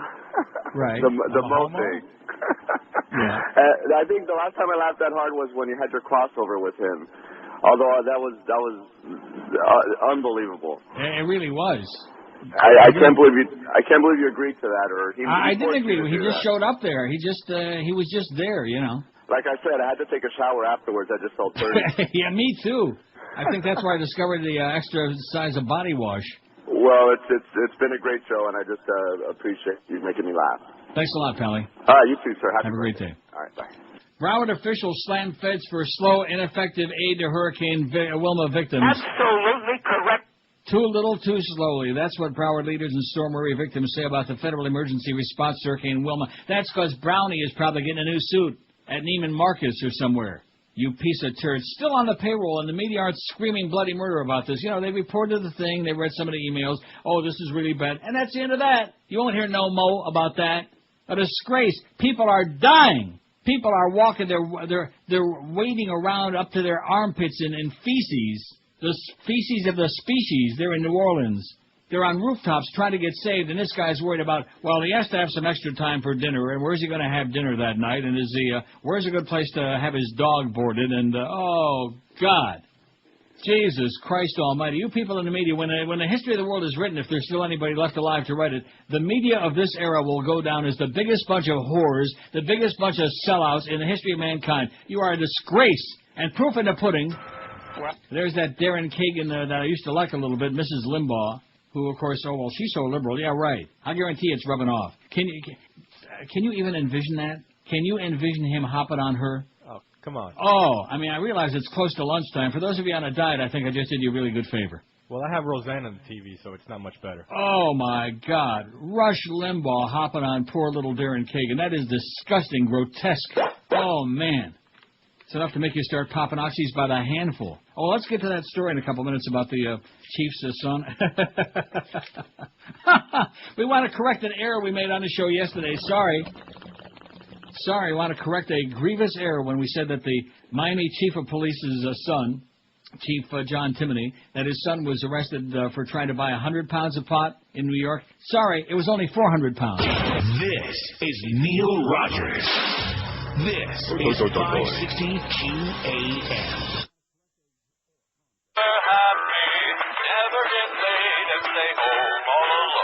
We all need a Bush vacation. President Bush went on a month-long vacation. Increasingly extended periods of time. We all need a month-long stroll. We intend to stay forever. I just got back from my whirlwind tour. It's hard work. Park our asses in the workroom. And it's hard work. It is hard work. It is hard work. Lead us dry till we get old. With everything going wrong, he did what any of us would do. He went on vacation. Hey, bosses, let us work this go. But we have a lot more work to do. Now get back to work. All in all, we really get no time off at all. I only get 2 weeks of vacation a year. How many days till Christmas vacation? All in all, we work from the day that we can crawl. Back to work. Back to work. Work again. If you don't work your shift, you can't have any vacation. How can you have a vacation if you don't work your shift? No more fooling around. I gotta get back to work.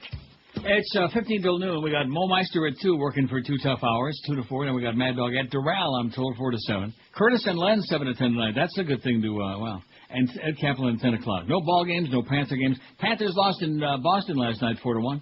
Didn't show up for that game at all. Here's one that says, and the Leafs lost to Carolina. Nothing could be finer than to blow the game in the last minute and a half. Nice going, boys. Not. Your dialogue concerning soap versus body wash has merit. How about brushing teeth with baking soda versus toothpaste? Which contains bad stuff. Yeah, they always used to say that toothpaste got all kinds of nasty crap in it, like hot dogs. Hot dogs have all kinds of, like snouts and, am I going to stop eating hot dogs? No. Am I going to stop using the toothpaste? No. You got anybody out there brushing with baking soda? Yuck. Yuck.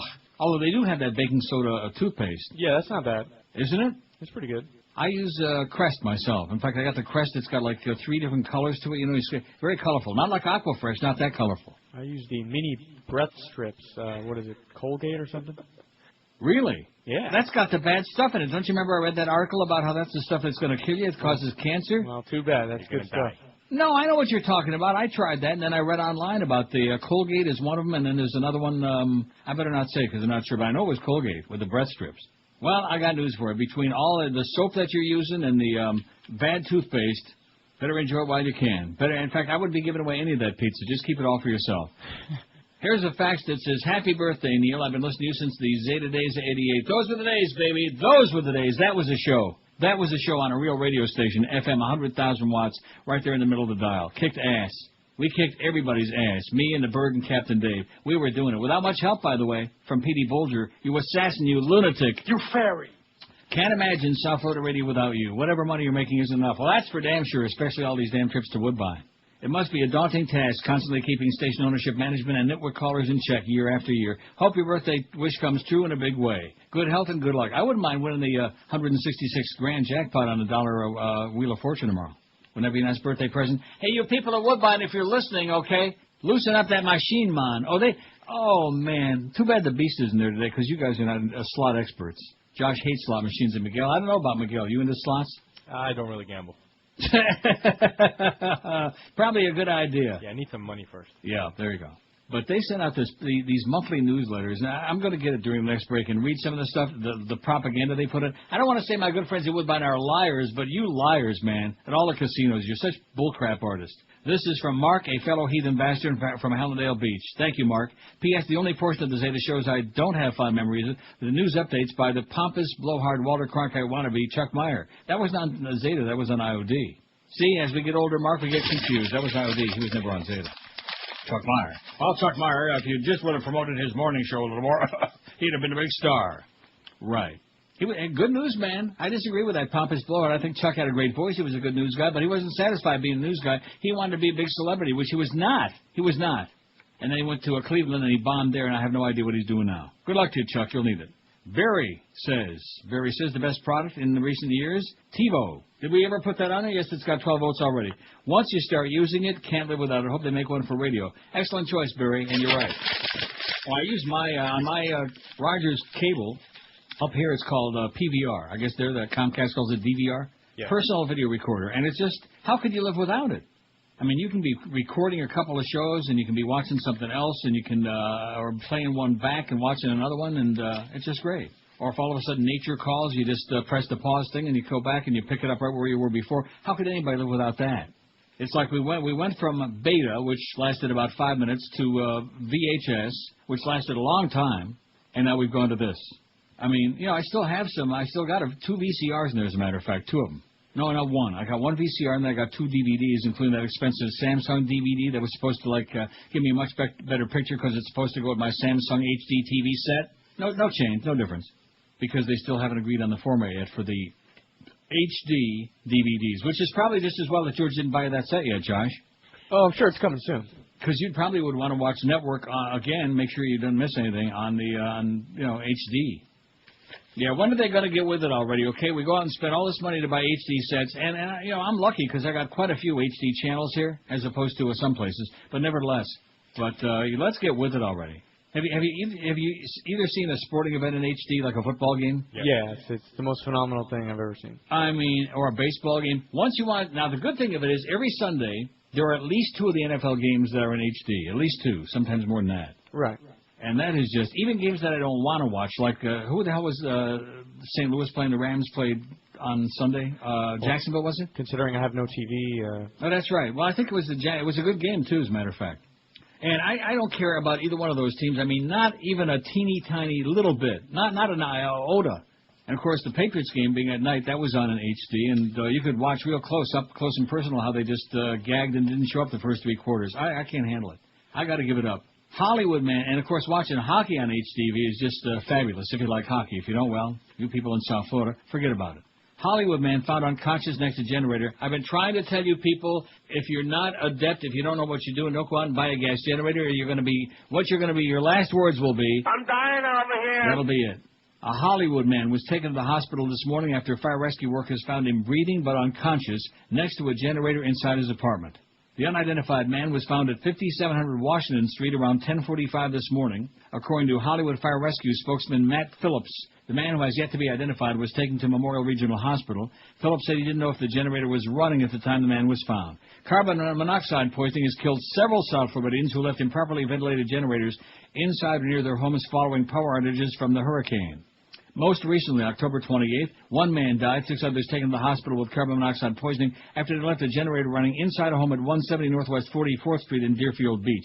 If you're using a generator for the first time, here are some safety tips from your close personal friends at Florida Plunder and Loot. Generators must be placed outdoors in a well-ventilated area because they can emit carbon monoxide, which can be deadly. Use a heavy-duty extension cord to plug appliances into your generator. Do not connect the generator to the home wiring system, such as through a fuse box or circuit breaker, and don't exceed the recommended wattage listed on the generator. Don't try to run the air conditioner unless you're sure your generator can handle it, which would have to be a pretty big, heavy-duty one to handle the AC, right? Yes. Yeah.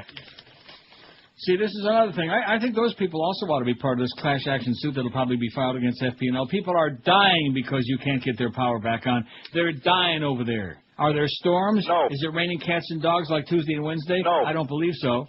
Is there snow, 2 inches of snow on the ground in South Florida? No. I don't think so. Get with it. Get with it. All these songs and a dance about, oh, they're doing such a wonderful job. No, they're not. They're not. They suck. They blow. People hate you like poison. Don't you understand? Just because you got a monopoly, it doesn't mean that you can afford for everybody to hate you. People might start using candle power. They might start using solar. They might just move because they hate you people so much, and rightfully so. Here's that story now about the pot probe. You ever put a probe in your pot? Not lately. You ever put some pot in your probe? Well, anyway, the son of Miami's police chief was arrested for trying to buy 400 pounds of marijuana from an undercover federal agent, official said on Wednesday. Oh, my God. 400 pounds. The original story said only 100 pounds, small potatoes. A court complaint said Sean Timoney, 25, of Philadelphia, gave the agent a gym bag filled with about $450,000 in cash. That was the down payment. Authorities said the defendant is the son of John Timoney, who was Philadelphia's police chief before taking the job as police chief of Miami. The younger Timoney and Jay Sue, SEU, 23, of Glenside, Pennsylvania, were arrested Tuesday night in a Spring Valley hotel, said Elizabeth Jordan, a spokeswoman for the Drug Enforcement Administration in Manhattan. They were charged with conspiracy to possess and distribute a controlled substance. Timoney and Sue are being held in Albany for a bail hearing today. John Timoney was aware of the arrest, a Miami police spokesman said. He doesn't have all the details, and he's not going to comment. Here we go again, just like the fat-ass governor. He's not going to comment on it publicly because it's a private family matter. If anybody else did it, he'd be pop, pop, pop, pop, pop, pop, pop. Can you imagine 400 pounds of pop, pop, pop? But it's his son, so it's a private family matter. Timoney rose through the ranks of the New York Police Department to become a chief and first deputy commissioner before moving on to Philadelphia and then Miami. He's well known in law enforcement circles and is often sought out by TV networks to comment on police affairs. But not this affair. You can be damn sure of that. He's mum. He ain't speaking. Here's what we got on the poll so far. Not our usual tremendous number of votes because we just don't have enough choices on there yet. We will, or not. 293 votes. What's the best product you've discovered in the past couple of years? Online banking, 75. The Internet, 63. Better late than never. Body wash, 60. TiVo, 23. Haagen-Dazs Banana Nut Ice Cream, 19. Ooh. Neutrogena, 17. Toyota Prius Hybrid, why do I keep saying plus? Prius Hybrid, 11. Portable generators, 10. Chainsaw, 10. And the Flavor Wave oven Solamente Cinque Cinco, only 5. What are we going to do about that? I think what we're going to do is mind our own business. That's what we'll do. Like Josh said, we turned you onto it. It's not that expensive. What is it, about $100, $100 and a quarter, something like that? Yeah, something like that. And the only thing you have to replace, which mine still is going nice and strong, is that eventually you have to replace the what do you call that? The lamp bulb, huh? The lamp. The lamp, right? I was going to say the cube. Yeah. But I'm sure maybe once every couple of years, something like that, and that can't be that expensive. And other than that, bada bing, you just keep plugging away with it. Go online and read about it, okay? We're doing you a tremendous big and a hell of a lot better than your microwave. You ever try putting anything like in tinfoil in your microwave? And all the sparks start. It kind of sounds like the QAM signal. This is Neil Rogers. This is 560 QAM. This is Mark Morgan. It's the 12 to 1 hour on QAM.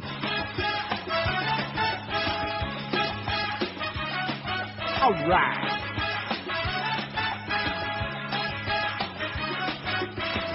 We've got some big frustrations, a big problem with Kim Jong-2. In his Asian nation, he's building bombs more than a few.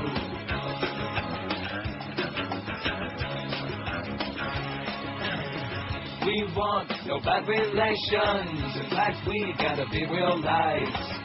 Cause with no hesitations, they'd love to pick a fight. There was no provocations in the game with such high stakes.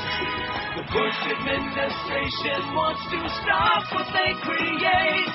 That's a hell of a mistake. Oh no, things are really tough dealing with North Korea. Iraq is bad enough, now we're dealing with North Korea.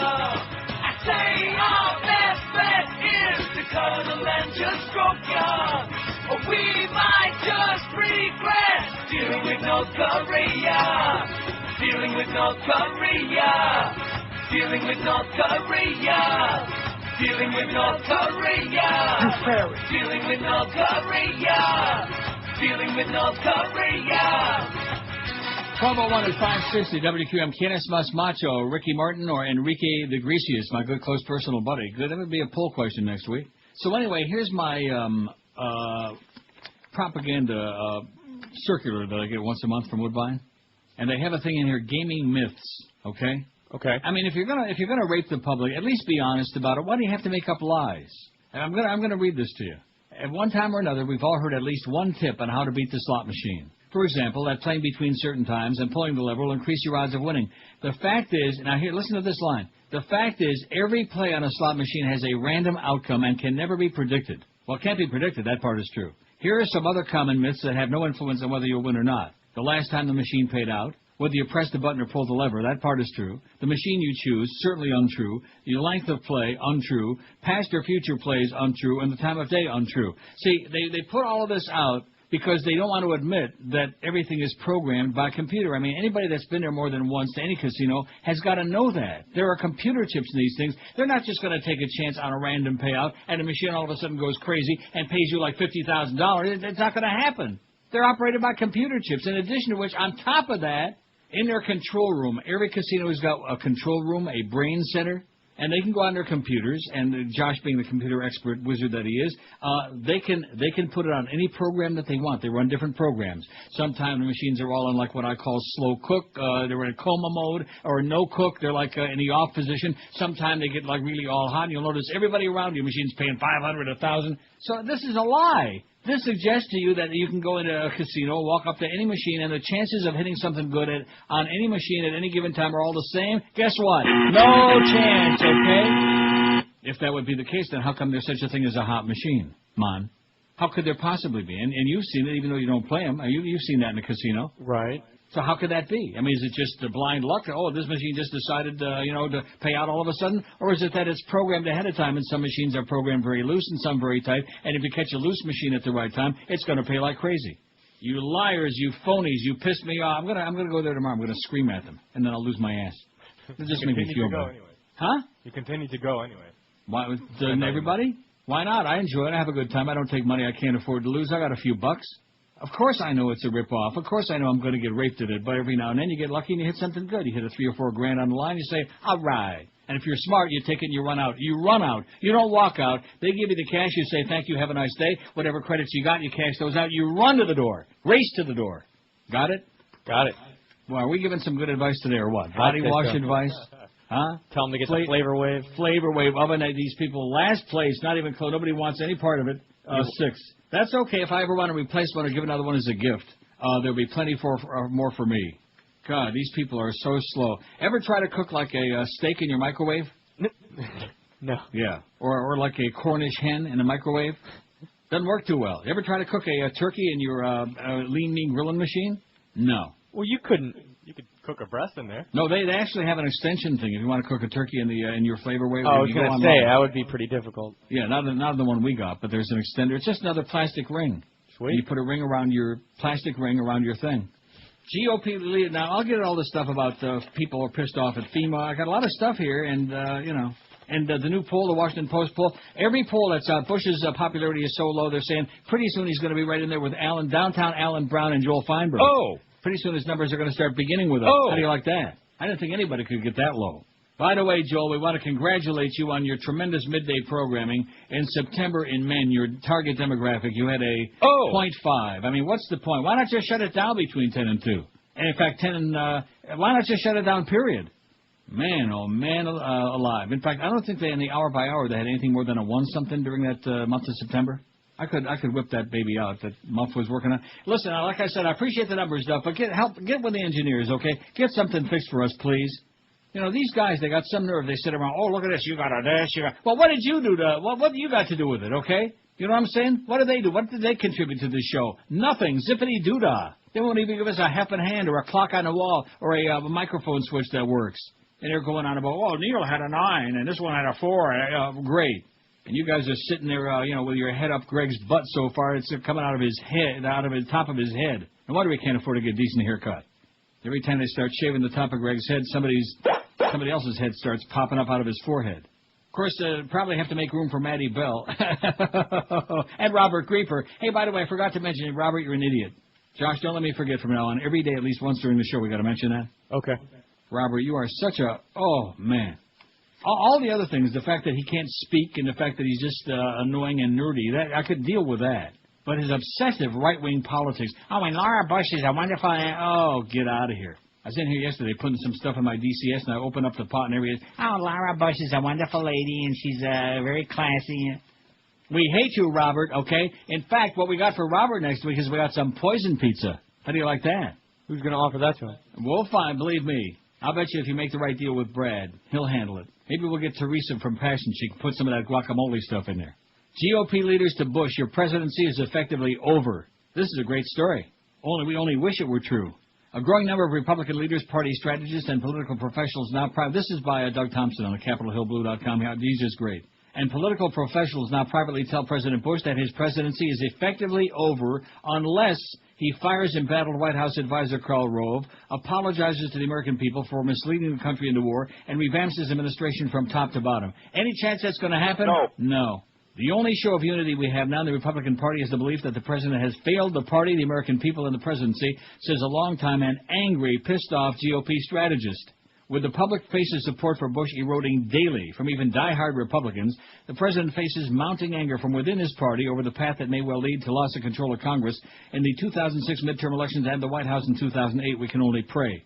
The presidency is in trouble, says a senior White House aide. Even worse, I don't know if there's a way out of the trouble. Congressional leaders journeyed to the White House before Bush left on the South American tour this week to tell the president that his legislative agenda on Capitol Hill is dead. His latest Supreme Court nomination faces a tough confirmation fight in the Senate, and he's facing open revolt within party ranks. The Speaker is having an increasingly difficult time holding his troops in line, says a source within the office of House Speaker Denny Hastert. Anger at the president grows exponentially with each passing day. At a recent White House strategy session, internal party pollster told the president that his approval rating with Americans continues to slide and may be irreversible, citing his failed Iraq war, the failed Supreme Court nomination of his buddy Harriet Miers, and his failure to deal decisively on a number of fronts, including Hurricane Katrina, the economy, the Valerie Plame scandal, all of these things. In meetings, leaders and strategists have suggested a number of things that Bush must do to try to save his presidency and GOP prospects in upcoming elections, including apologize to the American people, to Congress and our allies for misleading them on the reasons for invading Iraq, revamp the White House staff from top to bottom, and fire Karl Rove. We keep coming back to Rove, says a GOP pollster. He has escaped indictment so far, but the feeling within the party is that another shoe ready to drop, and the longer he waits to jettison Rove, the greater the damage. As long as Karl Rove remains at the president's side, the Bush presidency is effectively over, and he's just riding out the days until the nation elects a Democrat to replace him. Even with Rove gone, the damage may be irreparable. Bush, however, has dug his heels in on Rove. When a GOP strategist last weekend suggested that President Bush fire Rove, Bush exploded. You go to hell, he screamed at the strategist. You can leave and you can take the rest of these lily-livered mother effers with you. The president then stormed out of the room and refused to meet further with any other party leaders or strategists. You can leave and take the rest of these lily-livered mother effers with you, said your president. Bush's escalating temper tantrums and his intransigence on political issues increased Republican worries about the long-term effect on both his presidency and the party's prospects in upcoming elections. Right now, George W. Bush is the Republican Party's chief liability, says a GOP strategist who's advised presidential campaigns for 30 years. About 30, man. The entire political future of the party, maybe the nation now, rests on the shoulders of a president that no one, Democrat or Republican, believes in or trusts. How do you like that, Robert Grieper? You quisling, you idiot. You failed. Yeah, you schmuck. God, what an idiot. But he's got his head way up the right butts, you know what I'm saying? That's why he's still there. Mm-hmm. Oh, George did something wrong. George said something. I want you to know George did something. Better go listen to the tape. I heard it 9 times. Little suckhole, man. And speaking of what I just read, more good news. Bush's popularity reaches new low.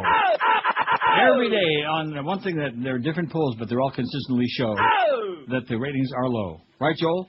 For the first time in his presidency, a majority of Americans question the integrity of President Bush, and growing doubts about his leadership have left him with record negative ratings on the economy, on Iraq, even post-war on terrorism, a new Washington Post ABC News poll shows. On almost every key measure of presidential character and performance, the survey found that Bush has never been less popular with the American people than he is at this moment as I speak, right now. Currently, 39% approve of the job he's doing as president, while 60% disapprove of his performance in orifice, the highest level of disapproval ever recorded for Bush in post-ABC polls. Virtually the only possible bright spot for Bush in the survey was generally favorable, if not quite enthusiastic, early reaction to his latest Supreme Court nominee, Ermon Gehring Jr., Samuel A. Alito Jr. Half of Americans say Alito should be confirmed. Less than a third view him as too conservative. Of course, most people have no idea who he is. Overall, the survey underscores how several pillars of Bush's presidency have begun to crumble under the combined weight and events of White House mistakes. Bush's approval ratings have been in decline for months, but on issues of personal trust, honesty, and values, Bush has suffered some of his most notable declines now. Moreover, Bush has always retained majority support on his handling of the U.S. campaign against terrorism until now, when 51% have registered disapproval even on that. The CIA leak cases apparently contributed to a withering decline in how Americans view Bush personally. The survey found that 40% now view him as honest and trustworthy, a 13-point drop in the past 18 months. Nearly 6 out of 10, 58%, say they have doubts about Bush's honesty, the first time in his presidency that more than half the country has questioned his personal integrity. And that's because the media's been sitting on their ass while all these other books have been coming out by Paul O'Neill and by everybody and their brother, Richard Clark, and all the honest information we've had from General Shinseki and from Hans Blix and Scott Ritter and everybody else about no weapons, no WMDs, and Joseph Wilson about no uranium yellow cake, all this other crap. Remember Michael and Godfather 3? Cake? You didn't see it. Even Miguel didn't see it. 3, I saw it. Beg your pardon? I saw it. Oh, bad acting. Yeah. Well, I got to say that. That's the knock, bad acting. But still, you have great to watch story. it. Great story about the corruption of the Catholic Church, okay? And isn't it interesting that they just reopened the story of the Vatican banker, what the hell was his name, Robert, whatever his name was, that supposedly hanged himself and it was a murder after all? He didn't commit suicide? The Vatican banker? Remember that, when they found him hanging from the bridge? Yes. Yeah, well, guess what? Didn't hang himself. He was moited. By a combination they still are investigating, but the combination of the mob and the Vatican. And, of course, what's the difference? 12:13 at QAM. This is Neil Rogers. This is 560 QAM. Okay, I will. Yeah. Tomorrow night, it's the battle in Blacksburg. Coker, Beamer, Vic, Wright. The two best defenses in the country. Hester versus Beamer Ball. It's Miami and Virginia Tech. Championship hopes collide. Hurricanes game day starts our coverage at 4. Kickoff is set for 7:45. Presented by Bell South. Right here. Sports Radio 560. QAM. It's Friday, you bastard.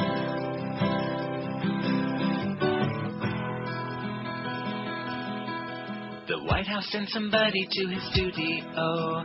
They said he'd get paid if he plugged Bush's plans on the radio. P-A-Y-O-L-A, payola. They walked up to him, offered $240,000 to spin a few lies in an envelope. There was payola. P-A-Y-O-L-A, payola. Absolutely. P-A-Y-O-L-A, payola.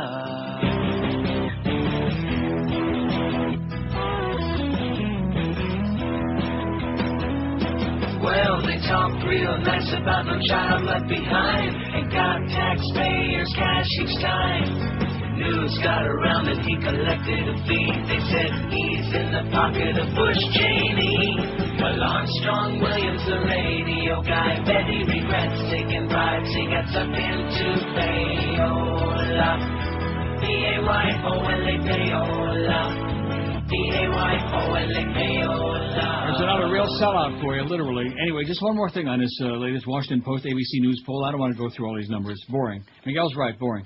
Don't want to be reading from the newspaper because that'll give somebody ammunition to start ripping his show. And we can't survive if he rips this show, you know what? We're going to start getting a bunch of crank calls. The dissatisfaction with Bush flows in part out of broad concerns about the overall direction of the country. Nearly 7 out of 10, 68% believe the country is seriously off course. Oh, my God. While only 30% About 30, man. are optimistic, the lowest level in more than 9 years. How many years is it, Robert? How many years? 9. God, you quisling. Only 3 in 10 express high levels of confidence in Bush, while half say they have little or no confidence in this administration. Half. 0 or less than none. How do you like that? Man. And the media there, and they got some Israeli guy in here talking crap, okay? We don't care about him. North had Rabin. Yeah. How many years has Rabin been dead already now, okay? And we're hocking to China about Yitzhak Rabin. He's already, he don't even feel the pain anymore, okay? Enough with this crap. Too little, too slowly. You know, we need to get some more things on our pool, don't we? Yeah, we should. Well, I mean, and this is one of those building pools that requires having a lot more because, you know, when you only have like 10 products, the odds are that a whole bunch of people out there haven't used any of them yet. WQAM, hello. Who's that for Robert? WQAM, good idea, man. It couldn't hurt. QAM, hello. Uncle Neil. Yes, sir. Happy birthday, Eve. Thank you. Hey, real quick, you're reading some good articles. I don't know if you saw the one in the Sentinel today on the opinion page, Paul Krugman from the New York Times. I have it in my hand right here, as a matter of fact. It's a great article, and I will admit on the air I am an embarrassed Republican, and I ought to be shot. Better late than never. You're talking about defending imperial nudity? Is that the one? No. Oh, it must be from a couple. Must be an old one then. It's from today, actually. Yeah, but that's in the Sun Sentinel. It's a reprint from the Times. I got the new one in my hand right now. Oh, do you? Well, I look forward to hearing it then. You'll hear it. Okay, thanks, Pally. Have a good one. Defending imperial nudity. It's kind of a little fairy tale by Paul Krugman in the New York Times today. He says, Hans Christian Andersen understood bad rulers. The Emperor's new suit doesn't end with everyone acclaiming the little boy for telling the truth. It ends with the Emperor and his officials refusing to admit their mistake. I've laid my hands on additional material, which Anderson failed to publish, describing what happened after the imperial procession was over. The talk show host, Bill O'Reilly, yelled, "Shut up, shut up, shut up," at the little boy. Calling the boy a nut, he threatened to go to the boy's house and surprise him. Fox News repeatedly played up possible finds of imperial clothing, then buried reports discrediting these stories. Months after the naked procession, a poll found that many of those getting most of their news from Fox believed that the emperor had in fact been clothed. Imperial officials eventually admitted that they couldn't find any evidence that the suit ever existed or that there had ever been an effort to produce a suit. They insisted, however, that they'd found evidence of wardrobe manufacturing and distribution-related program activities. After the naked procession, pro-wardrobe pundits denied that the emperor was at fault. The blame, they said, rested with the CIA, which had provided the emperor with bad intelligence about the potential for a suit. Even a quick web search shows that before the procession, these same pundits had written articles attacking CIA analysts because those analysts had refused to support strong administration assertions about the invisible suit. Although the imperial administration was conservative, its wardrobe plans drew crucial support from a group of liberal pundits. After the emperor's nakedness was revealed, the online magazine Slate held a symposium in which 8 of these pundits were asked whether the fact that there was no suit had led them to reconsider their views. Only one admitted that he had been wrong and he had changed his mind about the suit before the procession. Helen Thomas, the veteran palace correspondent, opposed the suit project from the beginning. When she pointed out that the emperor's clothes had turned out not to exist, the imperial press secretary accused her of being opposed to the broader war on nakedness. Even though skeptics about the emperor's suit have been vindicated, TV news programs continue to portray those skeptics as crazy people. For example, the news network showed over and over a clip of a little boy shouting at a party. The clip was deeply misleading. He had been shouting to be heard over background noise, which the ambient microphone didn't pick up. Nonetheless, the scream became a staple of political discourse. I guess we have to interject one of our own. The emperor gave many speeches in which he declared that his wardrobe was the central front in the war on nakedness. The editor of one liberal but pro-wardrobe magazine admitted that he had known from the beginning that there were good reasons to doubt the emperor's trustworthiness, but he said that he had put those doubts aside because doing so made him feel superior to the Democrats. Unabashed, he continued to denounce those who had opposed the suit as soft on sartorial security. At the Radio and Television Correspondents' Annual Dinner, the emperor entertained the assembled journalists with a bit of humor. He showed slides of himself looking under furniture in his office, searching for the non-existent suit. Some of the guests were aghast, but most of the audience roared with laughter. The chairman of the Senate Intelligence Committee oversaw an inquiry into how the government had come to believe in a non-existent suit. The first part focused on the mistakes made by career government tailors, but the second part of the inquiry on the role of the imperial administration in promoting faulty tailoring appeared to vanish from the agenda. 2.5 years after the emperor's naked procession, a majority of citizens believed that the imperial administration had deliberately misled the country. Several former officials had gone public with tales of an administration obsessed with its wardrobe from day one. But apologists for the emperor continued to dismiss any suggestion that officials had lied to the nation. It was, they said, a crazy conspiracy theory. After all, back in 1998, Bill Clinton thought there was a suit. And they all lived happily ever after in the story. Here in reality, a large and growing number are being killed by roadside bombs.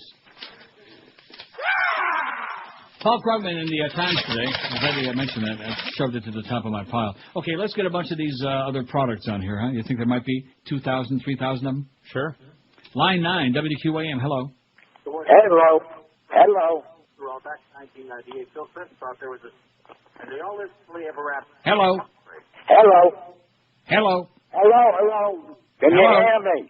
Hello. Hello. Hello. Can you... Hello, hello. Hello. Hello. Hello. Hello. Can you hear me? Hello. Hello.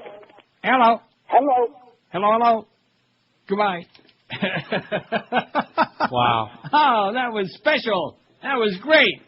I think I might need Prozac after that call. Oh, yeah. Bring some over, Ron. Josh needs a supply. QAM, hello. Yeah, for me. What is it? Greetings. Bonapil. WQAM, hello. QAM. Neil God. Yes, sir. How you doing, sir? Happy birthday. Thank you. What about DVD porn? DVD porn sounds good to me. You better stock up before the Attorney General comes to your house. For sure. And one thing I was wondering about after the hurricane is there a bunch of rash of generators being stolen? Because it seems that all these people that get killed or almost die because they bring their generators inside because they're afraid it's going to get stolen. I just wondering. I think it's because they're stupid and they don't know how to use them. That's what it is. That too. Okay, good luck to you, Pally. You too. Hide that porn. DVD porn, that's a good one. Oh, I will say this, that when they take the old porn and they put it on DVD, it kind of loses something in the translation, you know? Yeah. When they got Debbie Does Deerfield on DVD. It's old and grainy, you know? Yeah, same crap. Still, still okay, but old and grainy. And especially when those Ron Jeremy ones, you know, and then the hair start like, See, now, how'd you like to, this is a disgusting thought right in the middle of lunch hour. How'd you like to use a bar of soap once used by Ron Jeremy, huh? I'm going to puke my guts out. But why would you Don't use drop it, anybody's Ron. soap but your own? WQAM, hello. Hey, Neil, happy birthday. Thank you. Hey, I noticed the new distraction is this immigration issue. But, and Lou Dobbs must take direction directly from Karl Rove. Yeah, no question about it. Gets all over those things, and he's that's his two topics: illegal aliens and outsourcing of jobs, and screaming and yelling and carrying on. But in the meantime, he keeps licky. His tongue is going to fall out. Lockstep, he walks. He is the Antichrist. Him and Wolf Blitzkrieg, man. Yeah. Have you had that strawberry cheesecake from Haagen-Dazs? No, and I'll pass on that. That doesn't sound really Not good. bad. Not really? bad. How about I would imagine though if you like melt that pretty good and you swirl it all together, that sounds pretty good. Yeah, it's got the graham cracker crust in there. Oh it's no! Real good. Yeah. Have you ever used that? You get in the health food stores that Dr. Bonner's Castile soap. No. Comes in liquid. It has peppermint. Yeah. Give that a try. It makes your body feel really good after tingly. I'll bet it makes your real tasty, too. Yeah, Have a great day, Pally. It does it there. Yeah, right. Okay, see ya. What could be better than having a peppermint rectum? Although I really don't like peppermint all that much. Or like you said, mints. Ooh. I mean, I like spearmint, but that's it. No, I don't even like spearmint. Really? I like the old juicy fruit myself. Oh, yeah, of course. Who doesn't like juicy fruit? Don't you love their spots, by the way? The guy's playing the guitar, and they come and just smash the crap out of them. The only ones that are better than that are the Capital One spots. Those are what's in your fantastic. wallet? That poor guy that keeps getting just a crap. Yeah. Which it's not David good. Spade. It's the fat He's guy. good, but the other one is a panic, the one that keeps beating the crap out of him. He's fabulous. I was thinking before, they had one of those on this morning, I was thinking, can you imagine the times that those guys are cutting those spots? They must just be cracking up like crazy. It must be a lot of fun. Kind of like working at QAM. This is Neil Rogers. This is 560 QAM. I smell it. Rectum. Absolutely.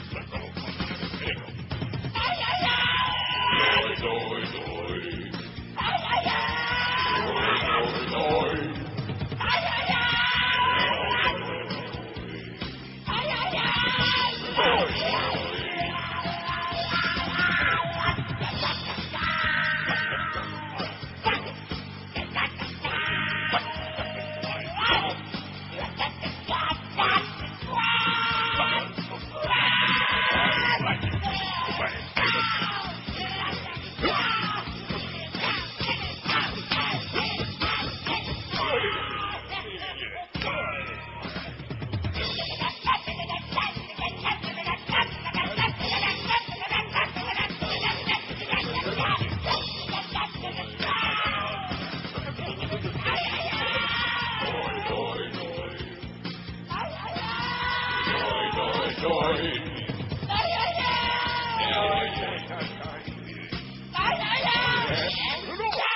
wonder if Manny Diaz's son is going to print up a bunch of cash to bail out the police chief's son in New York. Well, that was the money in the duffel bag. Oh, is that what it is? Printed up by probably all 10 and 20s, small bills. 12:32 at 560 WQM, the star of stage, screen, and the broadcast booth, Howard David. Mo Howard will be along at 2, with or without the stolen pizza. Mad Dog from Doral at 4. Curtis and Lenny Martez at 7, showing you that we got a hell of a sense of humor. And Eddie K at 10. Chavez inspired by anti-Bush protesters. There was a humongous bunch of protests in L.A. 2 nights ago. And I even went to the L.A. Times to find stories on it. And all they did was they had like a little thing about streets that had gotten closed down because there were so many thousands of protesters. And I never read one more word about it. That's good coverage. Yeah, I saw a little blurb on it somewhere on some newscast for about 2 seconds, and that was the end of that. Anti-Bush, anti-war protests, thousands and thousands blocking off streets in L.A. and just going nuts. And nothing. Like it never happened. Anybody Well, hurt? this happened. Mar del Plata, Argentina. A crowd of 10,000 protesters chanting, "Get out Bush! Get out Bush!" swarmed the streets of this Argentine resort today, hours before the hemisphere's leaders sat down to debate free trade, immigration, and job creation. Before dawn, thousands greeted a train bringing the last group of fellow demonstrators from Buenos Aires, including Bolivian president hopeful Evo Morales and soccer great Diego Maradona, who donned a T-shirt accusing President Bush of war crimes. "You go, Diego!" Chanting, "Fascist Bush, you are the terrorist," the protesters hung from the engine and moved up the sides of the train, trying to shake hands with those inside. "Fascist Bush, you are the terrorist." How do you like that? Absolutely correct, sir. Later, they took to the streets, heading toward the stadium where Venezuelan President Hugo Chavez made a speech before joining the Summit of the Americas. Chavez arrived early today, saying he was inspired by the protesters, who also opposed the U.S.-led negotiations to form a free trade area of the Americas, stretching from Alaska to Argentina. Today, the FTAA is dead, and we're going to bury it there. We're here to change the course of history, he said after stepping off his plane. But Mexican President Vicente Fox, one of the region's biggest free trade proponents, told reporters that Venezuela, other nations opposed to the FTAA, may be left behind as the rest of the hemisphere considers moving forward on creating a huge free trade zone. That's the FTA, One marcher, Canadian steelworker Dennis Matto, said free trade must be stopped. Stop it, We have NAFTA, so we know about free trade deals. He said they're not good for workers. They're not good for Canada, The march was mostly peaceful, although some you hosers, mostly peaceful, though some self-proclaimed anarchists spray-painted slogans on a bank. Most businesses along the route had closed, except for a fruit stand protected by a wall of wooden crates. So far, I've only lost 4 bananas, the shop owner said. Shuttling between luxury hotels, Bush met with Argentinian President Nestor Kirchner, as well as Central American Andean leaders, Friday, before joining the 34-nation summit. Bush arrived yesterday, the same day Venezuela staged a mock U.S. invasion of its own territory. The event was the latest exercise intended to prepare soldiers and civilian volunteers for what Chavez says is a possible attack by American troops and Pat Robertson. U.S. officials, of course, deny any such plan. Chavez and Bush will likely see each other today at the summit's inauguration, not scheduled to meet one-on-one, and Chavez has been joking about maybe he might sneak up behind him and spook El Presidente. Well, just right after Halloween, which I think would be most amusing. Not as amusing as the pizza story we had on our station, but nevertheless, close. Here's a story that needs from the International Herald Tribune. Former Powell aide links Cheney's office to abuse directives. Vice President Dick Cheney's office was responsible for directives that led to U.S. soldiers abusing prisoners in Iraq and Afghanistan. Abu Ghraib. Former top State Department official said yesterday. Colonel Lawrence Wilkerson, there he is again, former Chief of Staff to Colin Powell, then Secretary of State, told National Public Radio he had traced a trail of memos and directives authorizing questionable detention practices up through Secretary of Defense Donald Rumsfeld's office directly to Cheney's staff. The Secretary of Defense, under cover of the Vice President's office, Wilkerson said, regardless of the President having put out this memo, they began to authorize procedures within the armed forces that led to what we've seen. Like Abu Ghraib. He said the directives contradicted a 2002 order by President Bush for the U.S. military to abide by the Geneva Conventions against torture. I'll tell you one thing, they're torturing all of us. There was a visible audit trail from the Vice President's office through the Secretary of Defense down to the commanders in the field, authorizing practices that led to the abuse of detainees, Wilkerson said. The directives were in carefully couched terms, he conceded, but they said they had the effect of loosening the reins on U.S. troops, leading to many cases of prisoner abuse, including at Iraq's Abu Ghraib prison that were contrary to the Geneva Conventions. He said that Powell had assigned him to investigate the matter after reports emerged in the media about U.S. troops abusing detainees in Iraq and Afghanistan. Both men, of course, had formerly served in the U.S. military. Wilkerson also called David Addington, the Vice President's lawyer, a staunch advocate of allowing the President, in his capacity as Commander-in-Chief, to deviate from the Geneva Conventions. You deviates, you! Bunch of deviants. On Monday, of course, Cheney promoted Addington to his chief of staff to replace Scooter Libby. Wilkerson also told National Public Radio that Cheney's office ran an alternate national security staff that spied on and undermined the president's formal National Security Council. It says he said National Security Council staff stopped sending emails when they found out that Cheney's staff members were reading their messages. How do you like that? President, my ass. Well, what a mess we got, huh? Mm-hmm. Well, they were able to steal 2 elections, and of course, another little-known fact is that your president had to call up James Dobson, founder of Hocus Pocus on the Family, when before he submitted Harriet Meyer's nomination for the Supreme Court. He had to call to get the approval from James Dobson. I think we had a couple of stories on that, but most people aren't aware of that, to show you how they pander to these right-wing religious nuts, how they're controlling your lives. So that guy that just called about his DVD porno, you better hide it pretty good, man, because when the porno police come knocking on your door, look out. This is Neil Rogers. This is 560 QAM.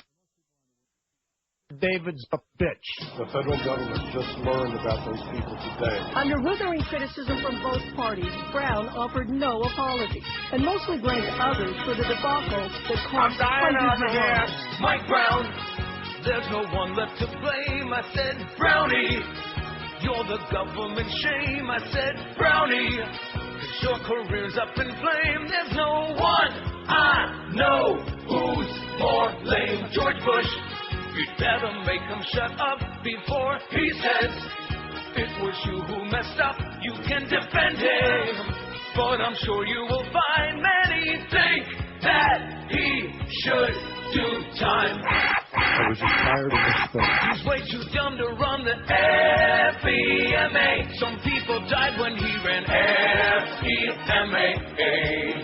Now that everyone knows that your leadership blows, you can go back to your horse shows. Today, both Republicans and Democrats criticize the fact that Brown is still on the federal payroll. That may be because as long as he remains an administration official, his testimony must be cleared by the White House. Oh, my God. Heck of a nice suit there, Brownie.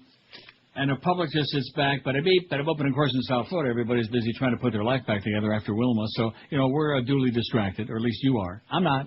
I'm still pissed off and fired up. See, that's another good thing about not being there. Sun is shining here. It's beautiful, man. It was 66 yesterday. Having like an Indian fall, Indian summer, whatever the hell it is. Weather's good here, too, actually. And it's 58 right now. Going to be 63 again today. Oh! In the GTA. Hey? Well, the weather is good, then how come there's this delay? I heard there's no snow down there, there's no sleet, there's no rain, there's no hurricane, there's no tornadoes today. K-Novell, as they say somewhere. What a novelty. And so all these excuses, well, we got to go mano a mano, house to house, door to... something, get the power back on and cut the crap. Get it back on now and stop baloney. And stop telling people, well, 2 weeks from Sukkot, you'll have it back on at the very latest. Man, it is just so outrageous when people have you by the short hairs. And like I said, there's nothing worse than a monopoly, no matter what it is. No matter what business you're talking about, whether it's the phone company, whether it's the electric company, a monopoly is like the kiss of death. And you know that. Because you can call and scream bloody murder, and do they give a crap? Who else are you going to get your electric from, right? Nobody. Yeah, you can. Nobody. That I know of. Nobody. So they got you by the short hairs. And you can scream and howl and bitch and bellyache and moan and shoot all kinds of spears up into the sky, do whatever the hell you want to let out your pent-up energy. But the bottom line is they'll get around to it when they're good and ready. And if you don't happen to live near the Dolphin coaches or Dan Marino, then you're not going to get yours back on first like they did in the Southwest ranches. Well, call and tell them you do. Yeah. And then when they come out to your house, they'll say, oh, well, this ain't near that. Screw you. Broward officials slammed feds for slow and ineffective aid to Wilma victims. Speaking of that bit I just played about FEMA. Too little, too slow. That's what Broward County leaders and storm area victims say about the federal response to Hurricane Wilma. People whose homes have been destroyed are being herded from temporary shelter to temporary shelter. Longer-term housing has not yet been identified. Federal centers where people can apply for relief will not be set up until this weekend. Just hang on. We'll get around to you. 11 days after Wilma struck Broward, local officials are increasingly frustrated with the FEMA organization and wonder when the promises of help to thousands left homeless will become a reality. When do those promises come true? We're building Iraq, so why can't we rebuild Broward's roofs? County Commissioner Eileen Lieberman said. Well, why not go ask your good friend Jew Lieberman? He'll tell you, Eileen. He's another one of those pro-Iraq war idiots, sellouts, slime balls. I hope his Homentashen turns rotten next Purim, Jew Lieberman.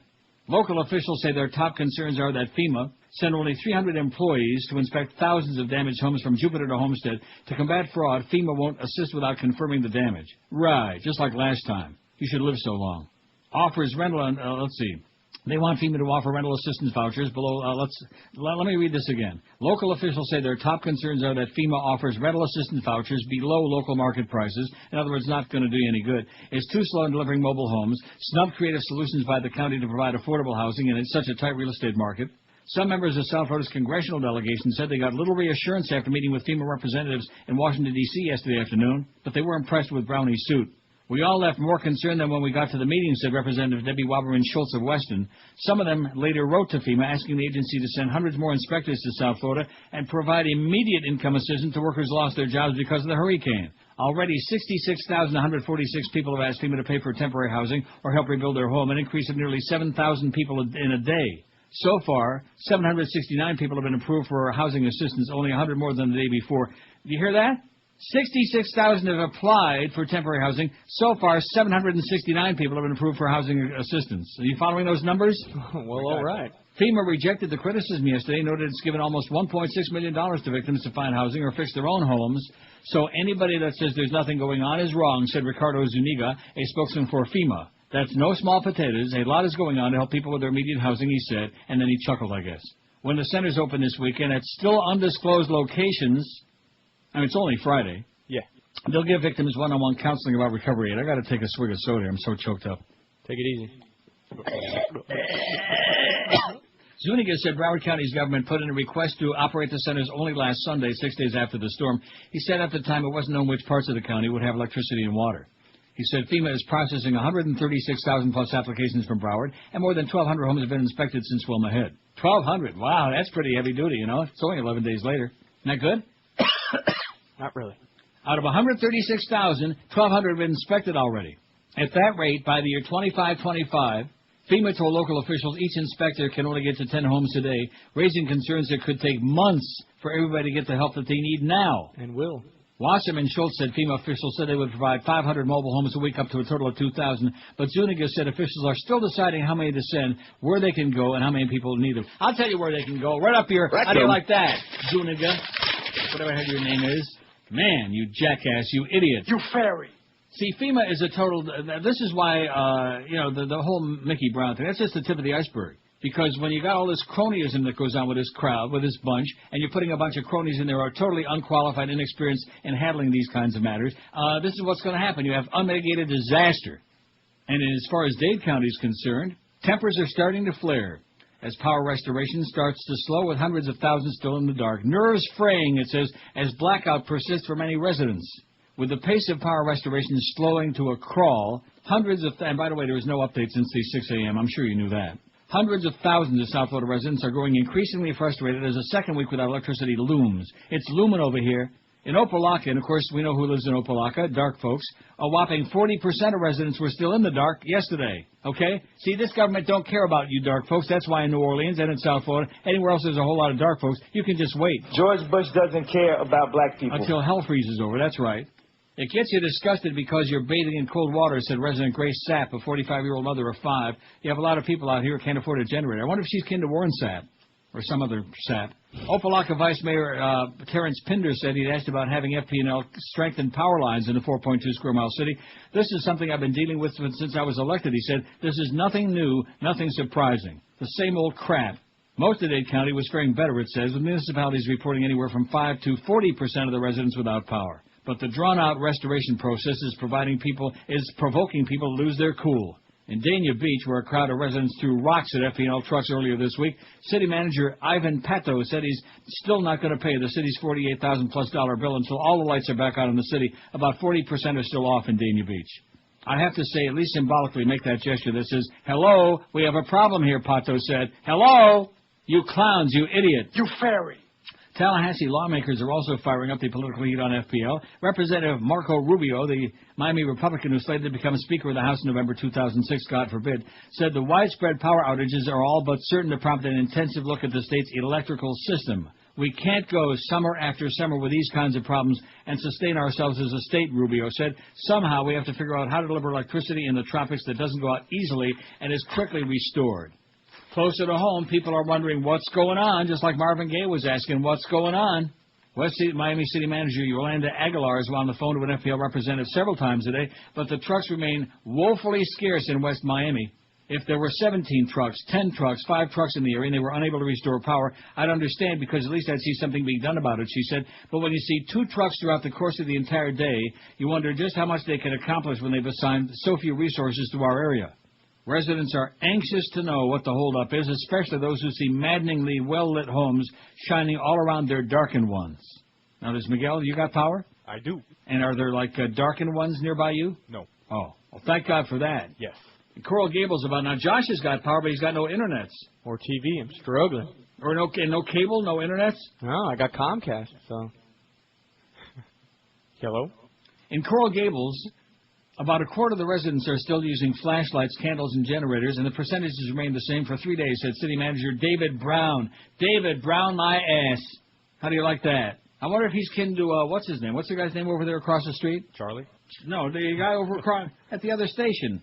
Alan Brown. You don't know your Browns, mister. I'll tell you that right now. Oh, sorry. You know Alan Brown from Jim Brown, from Chuck Brown. Brownie Brown. From James Brown, from old Brownie Brown. That's Jim right. Brown. God, you better get James your Brown. Browns straightened out. The percentages aren't going to change that much anymore because the pockets are so little, Brown said. When you go and turn on 25 residents, it doesn't change the number to 5,500, on 5,500. Unfortunately, when you've been without power for many days, tempers start to flare, frustrations start to rise. This is in the Gables. FPL Vice President Geisha Girl, Geisha Williams, acknowledged that progress was becoming piecemeal. Oh, now what do you like better, pea-meal or piecemeal? Ever have pea-meal bacon? It's a Canadian thing, eh? It's good. The work is now down to blown out transformers and down wires, especially in small neighborhoods. It's slow and it's gritty and it's tough, she said. It's hard work. To make a long story short, we've heard that before from another idiot. It's hard work.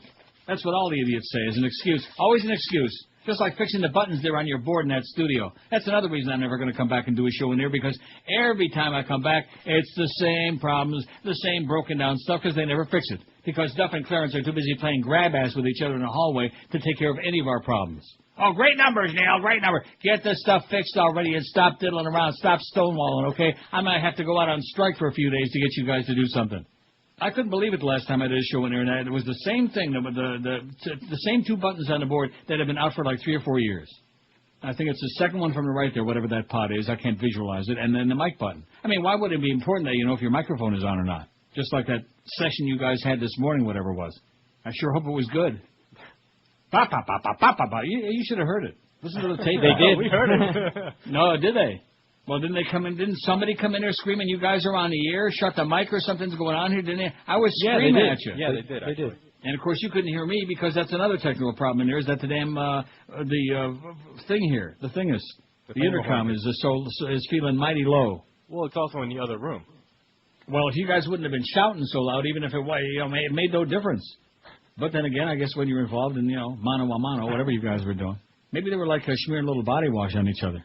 406 votes on the poll. That's not too bad, considering I'm talking so damn much and not getting nearly enough products on here. That's okay. We don't care. This is a weekend poll. You got bigger fish to fry. You got more important things to worry about, okay? You got the big Canes game. You got the Dolphins-Atlanta game. So what did Hank say, that Tom Curtis picked the Dolphins to win that game? All I can say to that is amusing. Yeah, that's pretty good. That is hysterical. I'll tell you, remember the game that Atlanta gave the Patriots, even without Michael Vick? Mm-hmm. That kind of made me sick. They damn near kicked their ass in that game. Yeah, your Patriots are in trouble this year, but you'll see. Last time I checked, they're 4-3, mister. They're leading a weak division. They're in first place in a very weak division, and the entire league is. And they just got Teddy Bruschi back in last week.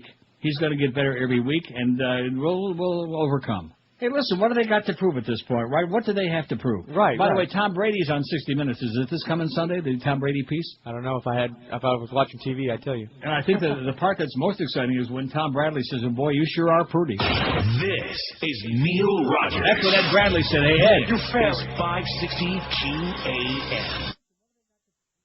It's Scott Burrell. And when I'm up in Boca Chica slapping old women with painted lips around the pool, I listen to the Neil Rogers 1 to 2 hours. I listen to the Neil Rogers Fair and Balanced 1 to 2 hours. Hawaii at last. Now you can get a little peace and quiet over here. Hiya, Mo. What are you doing here in Honolulu? When I heard you were here, I flew right over and dressed up like Connie Stevens. Just for you. Well, you're forcing me to do this. Huh? Hey, how about a nice Hawaiian punch? Sure. Doi, doi, doi. Doi, doi. Doi, doi, doi. Doi, doi, doi,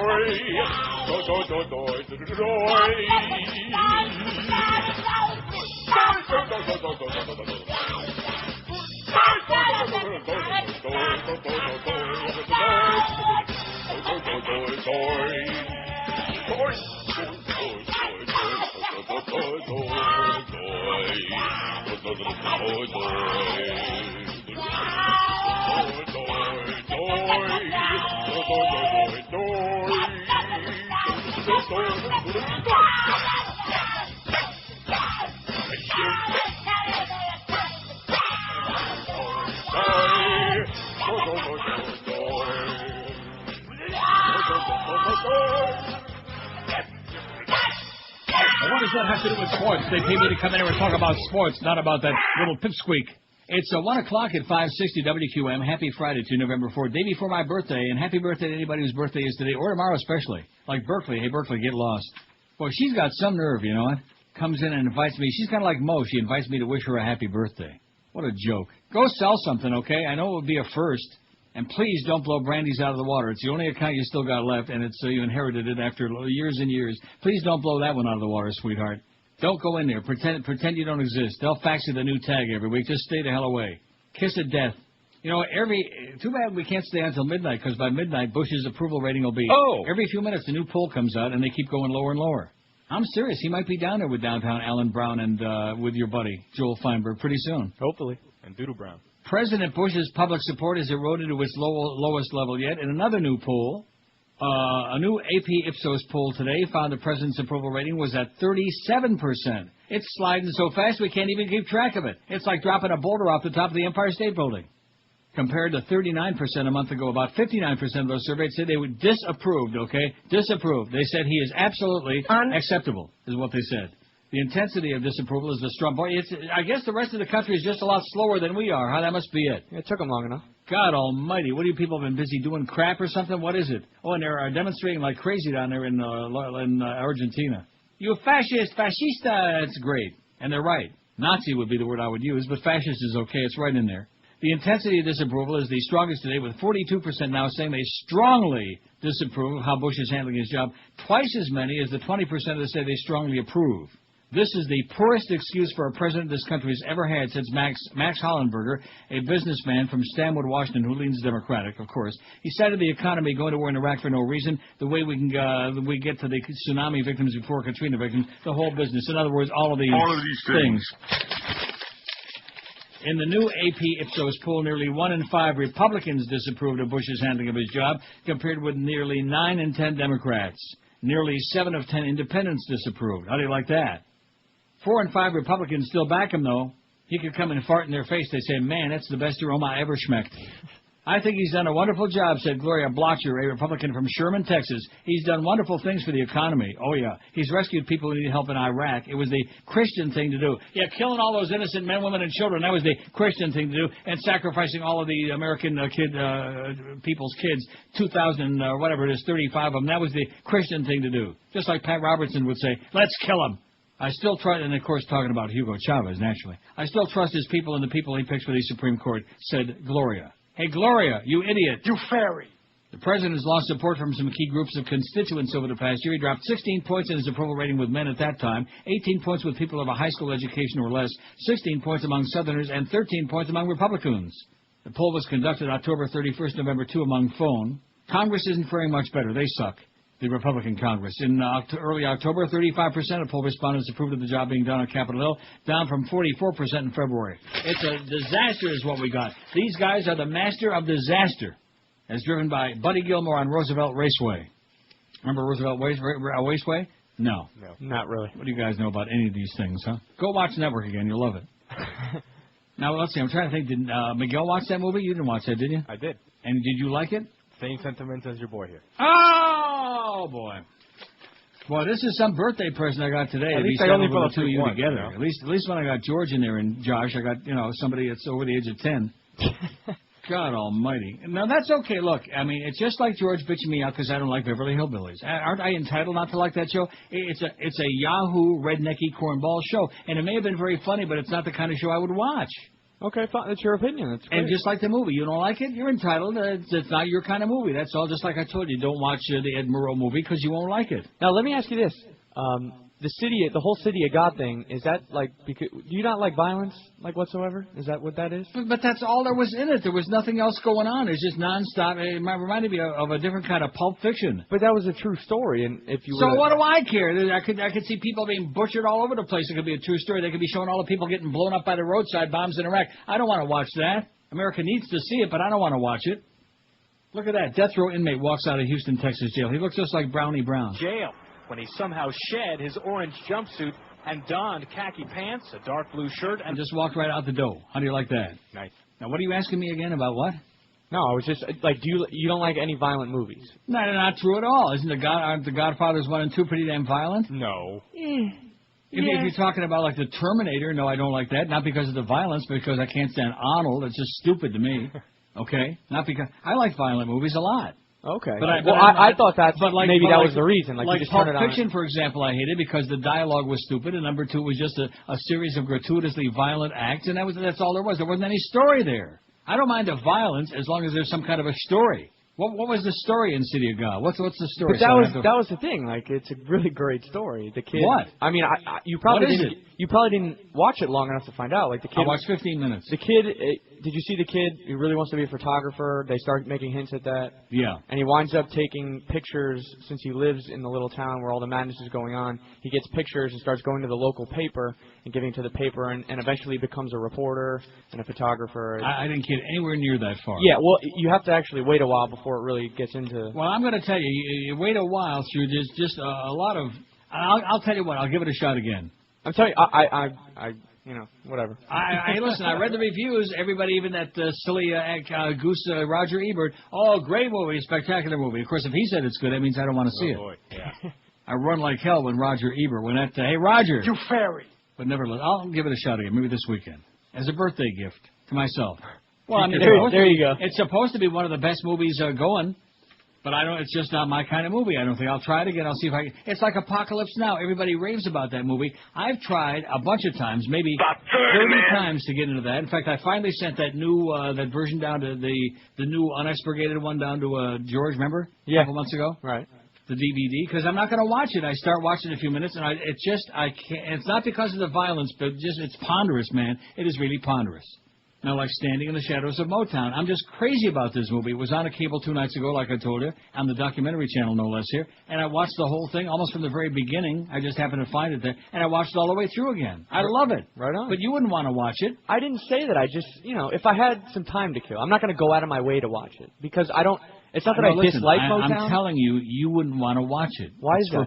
It's for people who really are into Motown. It would have so little significance to you. How about Miguel? I don't know if Miguel likes Motown. There's no Cubans on it. I think there's somebody... That Chaka Khan looks a little like a Dark Caesar Cruz. Can't stand Chaka Khan. Why'd she have to ruin the whole damn thing, that bitch? That fat cow, huh? Hey, Chaka. She sucks. Why, you like Chaka Khan? Yeah. Well, that's Celia Cruz. You think they're the same person, right? No, I never said I like Celia Cruz. Yeah. Anyway, so you're not a Motown guy? I like Motown. But you wouldn't like this movie, huh? Probably not. Well, see, there you go. And I'm not going to, bitch you out for not liking it. That's your taste, okay? Your taste is very narrow, and your taste is in your tush, peppermint, and that's the way it goes. Can't help it. Okay, I should probably take a couple of calls. I have some very important crap. See, this is the thing with you in this business about reading these. To me, it's more important than hearing Chamba. And, I could sit here and bitch about the calls all day like somebody I know, or I could continue doing what I think is more productive, even if it does mean reading from a bunch of crap, that's all. Okay. I mean, with this tremendous research department that I got on this show, like people thinking, oh, well, why can't Neil have the intellect to put this all in his own words? Like, how many hours are there in the day that I'm going to do that? You idiots. Like Tom Jicka, you Quizling. And by the way, Tom, I don't see anything being written by you that has anything to do with what's going on. But that's okay. Why should it not be any different? What does that have to do with puff pieces about network TV shows that'll be on for about 5 weeks? Dade moves on generator law. Troubled by the long lines for fuel that stretch for blocks in the days following Wilma, Dade commissioners are proposing a new rule that would require gas stations to have generators on standby. The proposed ordinance, drafted by Commission Chairman Jose Martinez, Mirrors complaints from, did I say Jose Martinez? Joe Martinez. Mirrors complaints from state officials likewise perturbed by gas problems. Did I say Jose Jimenez? Governor Jeb Bush said earlier in the week that state officials make the issue a priority. You go, fat-ass governor. Senator Steve Geller, state senator, Democrat who represents Hallandale Beach, is sponsoring a bill that would require gas stations across the state to ensure they have generators to keep fuel pumps running. Geller's bill would affect only Florida gas stations built after July 2006. Martinez's proposed rule would apply to all gas stations in date, even existing ones. Owners would be required by law to have uninterrupted operation within 24 hours after the county declares a state of emergency. Owners would have to provide written proof to the county that their stations can pump fuel during a power outage by June, or show documentation that equipment has been leased by that deadline. County commissioners unanimously approved the first reading of the ordinance, which will now go through public hearings before the item returns to the board for final vote. Martinez anticipates significant outcry from gas station owners who would have to foot the bill for the pricey generators. Oh, no. You're going to see a lot of opposition, he said, but you're going to see a lot of support from people who can't find fuel. And like we said the other day, and some callers said, with the gas companies reporting these record multi-billion-dollar profits, just maybe Shell and Exxon and some of the others could afford to subsidize their stations, especially the ones that they own, which is many of them, and make damn sure that they got generators so we don't have to go through this song and the dance next time again. And so that Adam doesn't come in and give me bogus information about BP being open there in the corner. You should have heard the stories he gave me the other day. Just like the story he gave me today about that chocolate fountain thing, you know. How many weeks ago did you eat it, Emerald Coast? About 3 weeks? Yeah. That's long before the hurricane, right? Yeah. So, you know, Adam, you're a nice guy. Don't take it personally. You're a great guy. I like you a lot. But this is business, not personal. And you just keep peddling stories and stories. You know, not that I don't believe you, but you're just a sales hole, so how can you believe anybody? A good, good guy, but weak. 12 minutes after 1 at 560 WQM. When you think mattresses, you think Sealy Posturepedic, the top-selling mattress brand in America. It's the gold standard. When you think of buying your next Sealy Posturepedic, think Dial-A-Mattress, 1-800-MATTRESS. One easy call, that's all you do. Don't waste a lot of that expensive gas and time schlepping all around town, especially with what's going on right now. This is the easiest possible way to replace that old saggy, maybe soaked in the damaged old mattress with a great new Sealy Posturepedic. With Dial-A-Mattress's factory direct prices, nobody sells you Sealy Posturepedic for less. Dial-A-Mattress carries the area's largest inventory with all sizes and comfort levels in stock, ready for same-day delivery. You can get a better night's sleep as soon as tonight if you make that call right now. Got it? 1-800-MATTRESS, number one in customer satisfaction, and they still let you choose the date and time for delivery in a 2-hour window that you pick, even the very same day that you be calling. With a no-risk 30-day About 30, man. comfort trial in your own bedroom, plus free setup and removal on all deliveries, too. I've used them a long time, as has Miguel, no less. He's been doing wild things on those mattresses, and just about all the folks at QM as well. Join over 2 million customers who skip the chain stores for fast, easy, affordable mattresses from Dial-A-Mattress. In fact, maybe the folks at Dial-A-Mattress will pull one right there in the studio, so next time that Josh and Miguel get together, they can have a real good time. 1-800-MATTRESS, 1-800-MATTRES. Leave off the last S because it stands for stupendous savings. This is Neil Rogers. This is 560 QAM. Friday, you bastard. You know, I just don't get this time, man. I turn on the MTV and I see, like, D'Angelo looking all cool. He's got his shirt off and stuff, and all the girls be liking it. How do I do that? I don't know how to do it. How can I be cool? I know why I'm not cool. I can tell you why I'm not cool. Absolutely. Come on. I don't have a car that goes boom, 'cause I'm too white. You're way too white, dog. Way too white. Come on. I wear cheap-ass shoes, 'cause I'm too white. Those cheap-ass shoes. Look at you, cracker boy. I won't shower at the gym, and you want to know why. Why's that, man? Why's that? Come on. 'Cause I'm too white. Come on. 'Cause I'm too white. Way too white. Because I'm too white. Yeah. Come on. Come on. The brothers call me cracker ass, 'cause I'm too white. You cracker ass. I don't understand that dude named Nelly, 'cause I'm too white. Way too white, man. My girlfriend, she left me. Why's that? You want to know why? Yeah, tell me why. Come on. 'Cause I'm too white. Oh, no. 'Cause I'm too white. Because I'm too white. I can't play the basketball because I'm too white. Yo, Jordan, what's up? Jay Wilkin play it well, 'cause he hates being white. He hates that, man, white boy. Magic Johnson got the AIDS. You want to know why? Oh, why's that, man? Why's that? He banged a white. Oh. He banged a white. He banged a white. Oh, man. I can't sing this song right, 'cause I'm too white. Way too white, man. I don't get the Def Comedy Jam, cause I'm too wide. I just don't get their jokes. I don't get it. I can't get the girlies cause I'm hung like a fruit fly. Hey, I hate being white. I hate being white. I hate being white. I got a story to tell. Ideas hit similes so deeply. Deaf poetry. Yo, what's up, y'all? It's Russell Simmer. Welcome to Deaf Poetry. Today, our first ever head-to-head matchup. Lou Ferrigno versus Marley Matlin. Now let's see what you got. Bravo!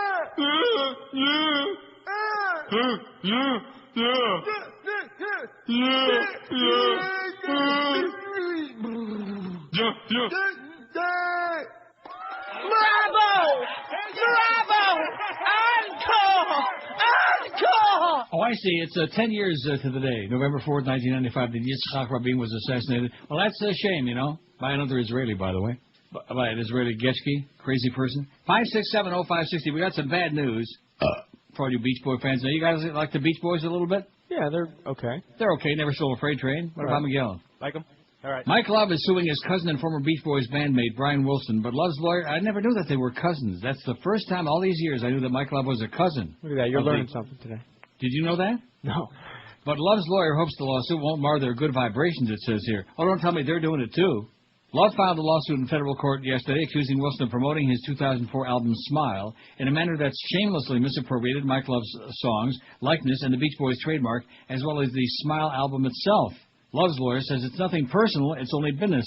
Mike has a lot of affection for Brian, and they have a good relationship and cordial relations, said Phil Stillman, who has represented Love since '92. There's obviously some problem with the way that Brian's associates have promoted the albums.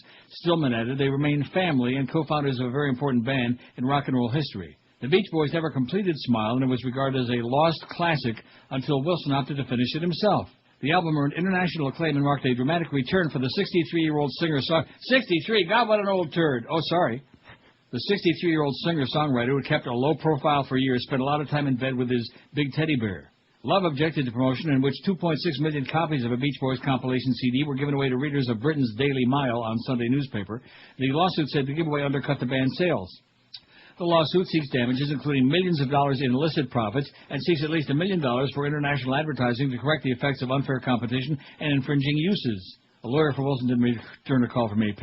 Love formed the group in Hawthorne in '61 with Wilson, Wilson's brothers Carl and Dennis, dead, and Wilson's friend Al Jardine. They went on to record, well, we know that. Jesus, what is this, the CNN website? What are we, like a bunch of children? We got to have the names of their songs? Jesus, God. Love has the exclusive legal right to tour under the Beach Boys name. Al Jardine now tours with the Endless Summer Band starring Al Jardine. How do you like that? Well, you know, they got to milk it for all they can. 63. God almighty. Where's John Stamos in all this? What the hell's he got to do with the Beach Boys? Wasn't he part of the band for a song? Yeah, for about 2 minutes. Blackie. Now, don't be knocking Blackie. George is always ragging on him. What the hell's wrong with Johnny Stamos? He never stole a freight train. He's done some pretty crappy TV shows. You think? Leading Catholic publication Famiglia Cristiana has stirred up a media storm in Italy, in Milano, with its first ever photograph of a naked woman, part of an ad campaign for a bathroom ventilation system. Oh, my God. The photograph, chased by the standards of Italy's bawdy TV shows and risque news magazine covers, shows only a female bottom shot through a misty shower door. Rectum? Yeah, just a little ass shot. But it's been enough to put Famiglia Cristiana, traditionally the most popular publication with Italian families, back in the headlines. Ah, c'è picchia. Menage a la miseria. By the way, my good friend Ken, if you're going to Italy, by the way, I'll tell you where to go in Rome. There is no change of position of our line. It's just a female outline behind a misty and dirty window, director Don Antonio Sciortino told the Corriere della Sera Thursday. Oh, I just love it saying the Corriere della Sera, the evening courier, because I can't speak no Italian, but I sure can read a couple of words. Corriere della Sera. It's so schmaltzy, you know. I still say the Italians got their schmaltz, baby. The Jews may talk a good game when it comes to schmaltz and schmaltz herring and stuff like that, but there ain't nobody schmaltzy like the Italianos, right? And certainly not the Cubans. The Cubans can't get over that hoochie-coochie music in Celia Cruz, Miguel. Okay. Well, isn't that true? You certainly wouldn't say the Cubans are schmaltzy. My God. Maybe some of the Luis Miguel stuff's a little schmaltzy. We saw the ad and we approved it. It seemed a little bit on the limit, but not enough to cause consternation. We count on our readers' maturity, he said Don Sciortino. Famiglia Cristiana has in the past faced outraged readers over its first underwear ad and later over a mineral water commercial which included a naked child. Oh, no, not a naked child. In 1996, readers of the magazine, which usually includes current affairs features as well as cookery, travel, and religious advice, protested after published photos of low-cut swimsuits. It's also come under fire from the Vatican for publishing letters on sexual morality. How do you like that in the Vatican? The new Nazi Pope is P.O. Here's Schmaltz, baby.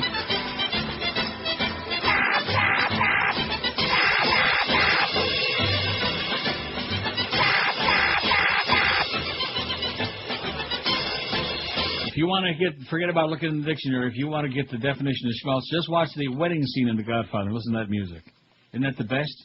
It's just great. Yes, it is. Every scene in that movie, give me a song to dance about Godfather 2. It was great, but you know something?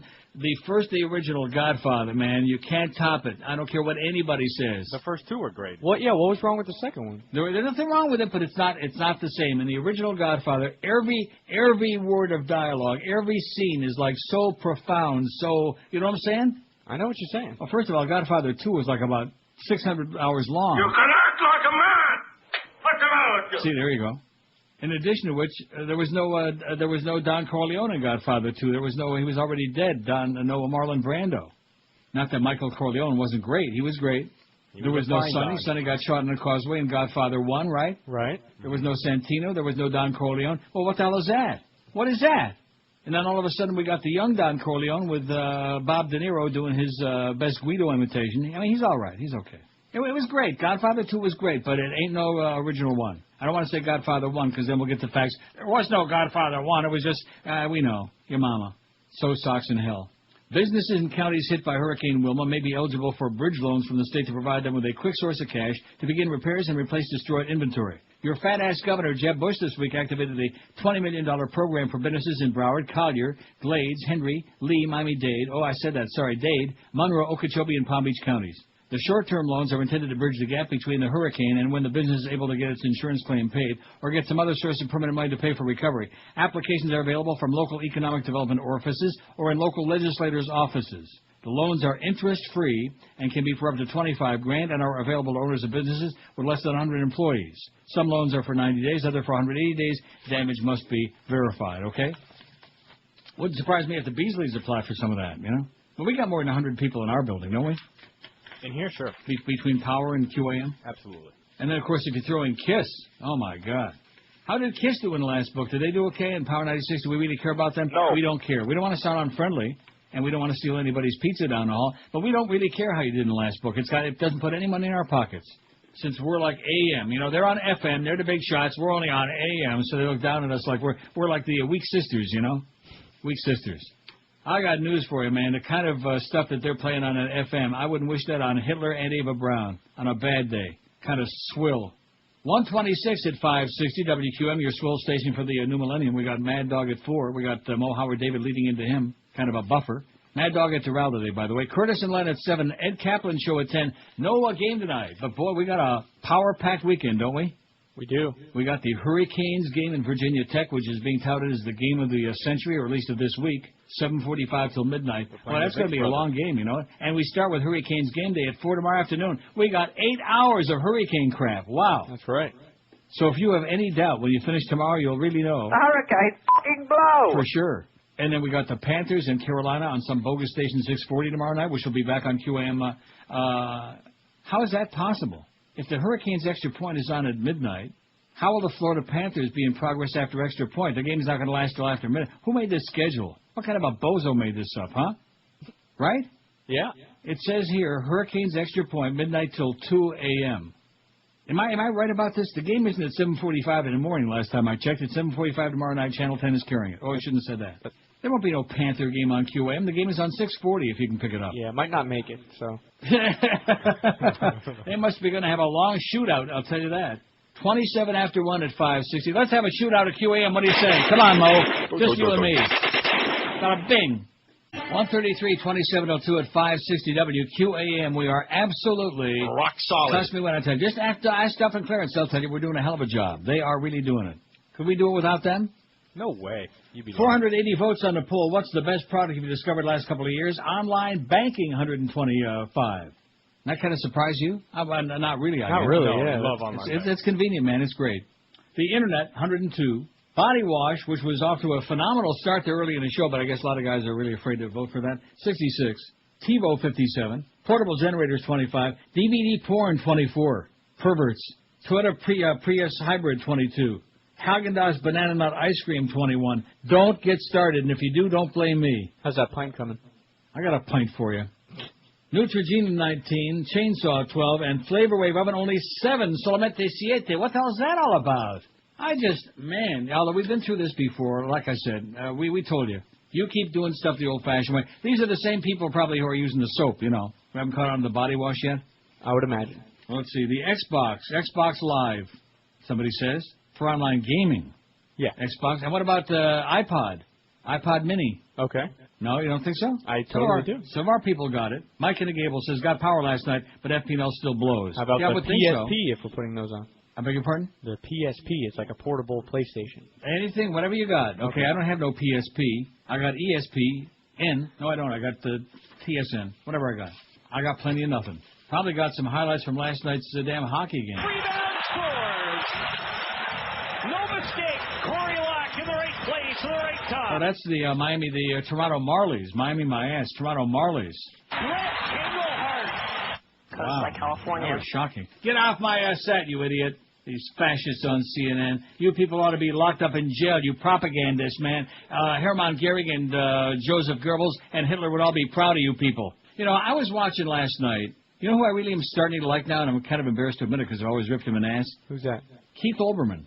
Well, you've been saying that. You've been saying you've been warming up. I'm starting to like him a lot better. First of all, he's a good liberal boy, which is very unusual on any of these networks to find somebody who's unabashedly just rips Bush an ass and tells it like it is. And I'm thinking to myself last night, if MSNBC had any brains, which they obviously don't, or any balls, instead of trying to be Fox Light, they would be the one network that would be to the left. You know what I'm saying? Put more guys like him on there instead of this idiot with the bow tie, Mother Tucker Carlson, and what's his name, Rita Cosby, Fox Light, and all this other crap. And then Joe Scarborough, who's got the personality of a dead frog. How about a place where people to the left of Hitler can go and get some news and get a little bit of a different slant? As if we can have Fox on here, 75 yards to the right of Genghis Khan, then how come we can't have then you get an audience, okay? They just don't understand that. They think because they tried Phil Donahue, who's 600 years old, and that flopped, that they can't do it. You idiots, you moron, whoever's in charge of MSNBC. You fairy. Anyway, Mike in the Gable says he's got also a little nice artwork on here. Nice likeness of your buddy. Chris says, you know Chris? No. Sure. Well, you better get to know Chris. Good job by Chris. You bet. He says, happy birthday, Neil. I'm trying to locate a home for sale on the same grid that Dan Marino's home is on. If anyone could call in with this information, it would be appreciated. I'm willing to pay a premium for a property with this priceless amenity. Also, has anyone seen the National Guard around? No. National Guard, my ass. They're all in Iraq. The National Guard are all in Iraq, aren't they, last time I heard? Jason, you're on QAM. Oh, no, don't. Come on. We don't have any National Guards then. That's bad. See, you're stirring it up. I'm not. I did just a little taste, okay? I got that. Stirring it up. That sounds like Joe Rose talk to me. Stirring it up. That's what Joe loves to say. Too bad Joe doesn't have an audience anymore because he's on a horseball station, and he's pretty PO'd about it from what I'm hearing. See, if this station wouldn't have screwed him over, we'd have it licked, man. We'd be in hog heaven. We'd have Mo in there like 5 to 7 in the morning. We'd have Joe 7 to 10. We'd have me 10 to 2, Mad Dog 2 to 4 where he belongs. We'd have Hank 4 to 7 where he belongs. Hank's starting to make some progress now, but he was starting to make some progress. But now that we got these 85,000 of those terminal interviews, oh, my God. Humper, get serious. When I heard that Ira Winderman was... See, they lie to me a lot, as if what I say makes any difference. When I heard he was going to be on again today, and then the excuse is, well, Shaq got injured. Every time a Heat player gets a hangnail, it means we got to put him on for another half hour? Get him off of there, for Christ's sakes, Ira Windbag my ass. Shut up. What do you know? God, is he pathetic. And I'm going to say it again, it's narrowcasting, because even as popular the Heat may be, the bandwagon people are jumping on, but if you're not in the NBA and he's on there for a half hour, you're going to turn it off. It's narrowcasting. Am I right? Yes. Just like Beano. My God. In fact, you know, I'm going to go to the drugstore right now. I'm going to get me some Beano.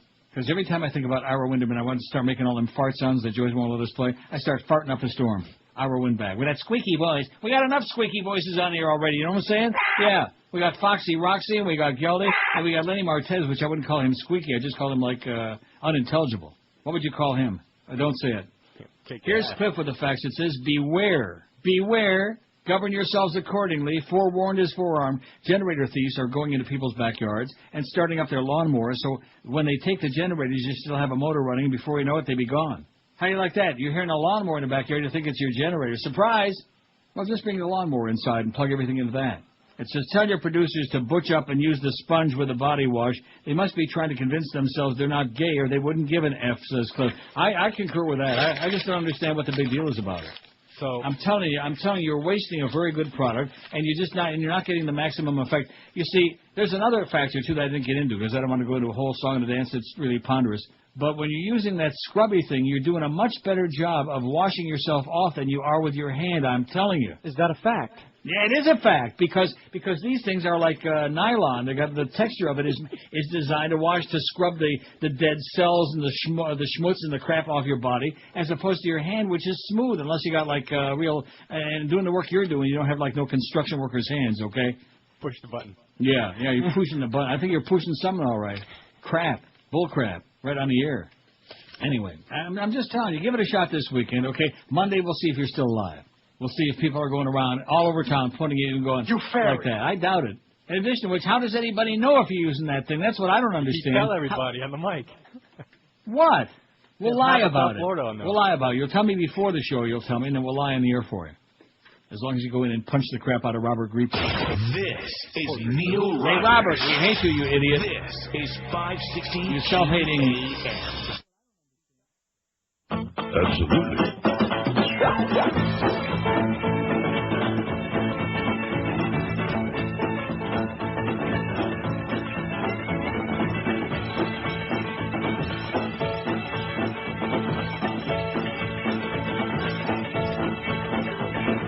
Do you like boots alive? Yes, I like boots alive. Boots alive, boots alive. Gotta like boots alive. Really like boots alive. Gotta like boots alive. Boots alive, boots alive. Gotta like boots alive. Down in the locker room, just three boys. Beating down the locker room with all that noise. Singing, do you like boots alive? Gotta like boots alive. Boots alive, boots alive. Gotta like boots alive. Do you wear your chocolate? Yes, I wear my chocolate. Got to wear your chocolate. Gotta wear your chocolate. Chocolate, chocolate. Gotta wear your chocolate. Got to wear your chocolate. Gotta wear your chocolate. Out on the football field. You never can tell what a heel can feel, so you gotta wear your chocolate.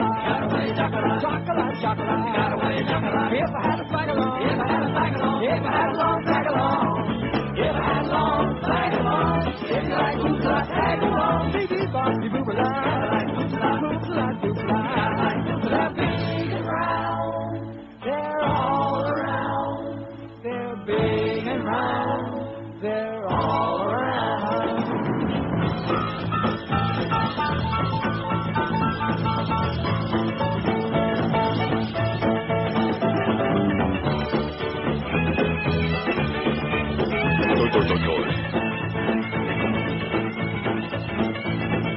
Do you like boots alive? Yes, I like boots alive. Boots alive, boots alive. Gotta like boots alive. Do you like boots alive? Gotta like boots alive. Boots alive, boots alive. Gotta like boots alive. Down in the locker room, just three boys. Beating down the locker room with all that noise. Singing, do you like boots alive? Gotta like boots alive. Boots alive, boots alive. Gotta like boots alive. Do you wear your chocolate? Yes, I wear my chocolate. Got to wear your chocolate. Gotta wear your chocolate. Got to wear your chocolate. Gotta wear your chocolate. Got to wear your chocolate. Gotta wear your chocolate. Out on the football field. You never can tell what a heel can feel, so you gotta wear your chocolate. Gotta wear your chocolate. Got to wear your chocolate. Gotta wear your chocolate. If I had a flag along, if I had a flag along, if I had a long flag along, if I had a long flag along, if you like boots, I tag along. Beep, boppy, boop, I like boots, I boots, I boots, they're big and round. They're all around. They're big and round. They're all around.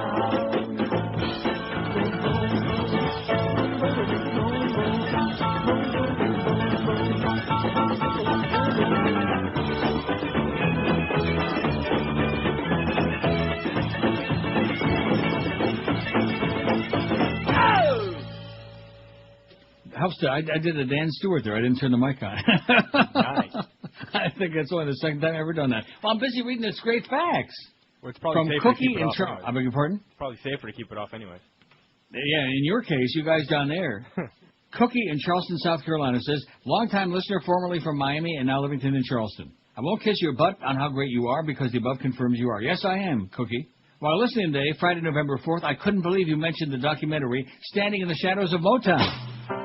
I sure did. It's our all-time favorite since my husband and I first viewed it on HBO.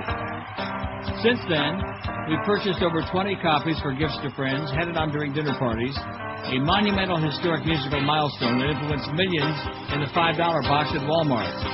What music? The story's fantastic. Wonder how I knew about your plans to make me blue. And she says Joan Osborne's rendition of What Becomes of the Broken Hearted, now where is that on here? It's cut 8, is fantastic, nothing short of fantastic to say the least. Joan Osborne and Ben Harper are gods, they're great. The sad part of the entire history of these very talented men, the Funk Brothers, is they receive no royalties. If anyone watching doesn't get a rise out of it, they must be dead. Would you say Berry Gordy exploited them? Absolutely. To say the least. Nice going, Cookie. Since we have Hurricane Wilma refugees here, they love the song Standing in the Shadow of the movie, and also purchased several copies in Charleston, South Carolina. Nothing could be finer than to be...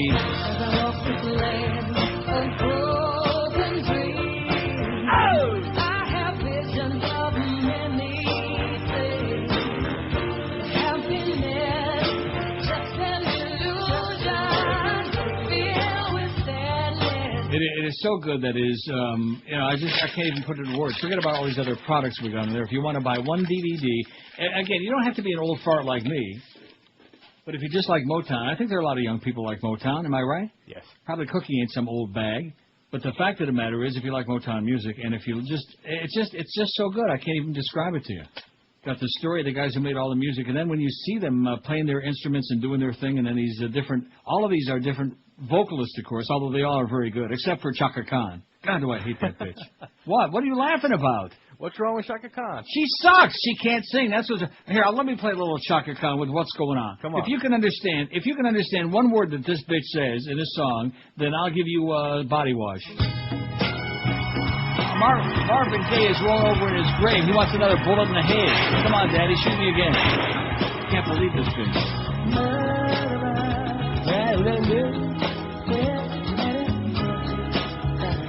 Say what?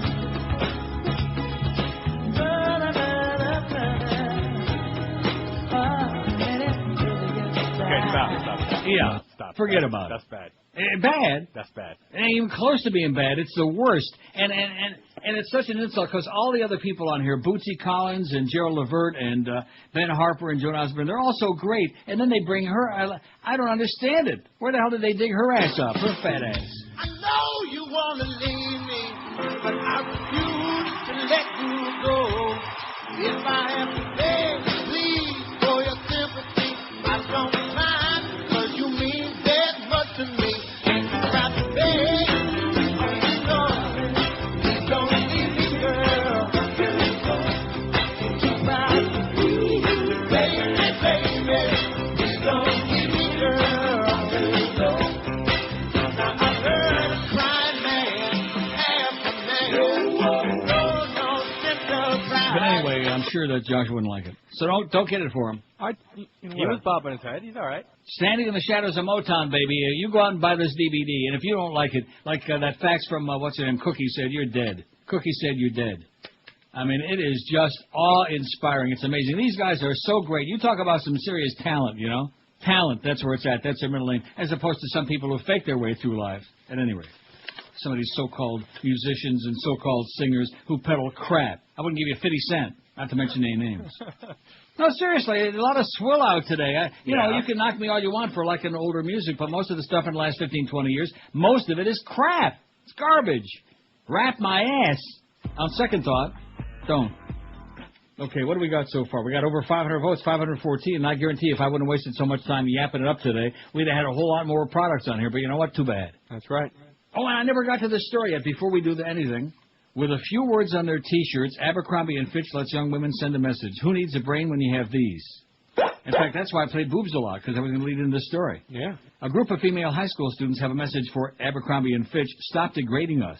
The Allegheny County, Pennsylvania girls have started a boycott, or girl cut as they're calling it, of the retailer.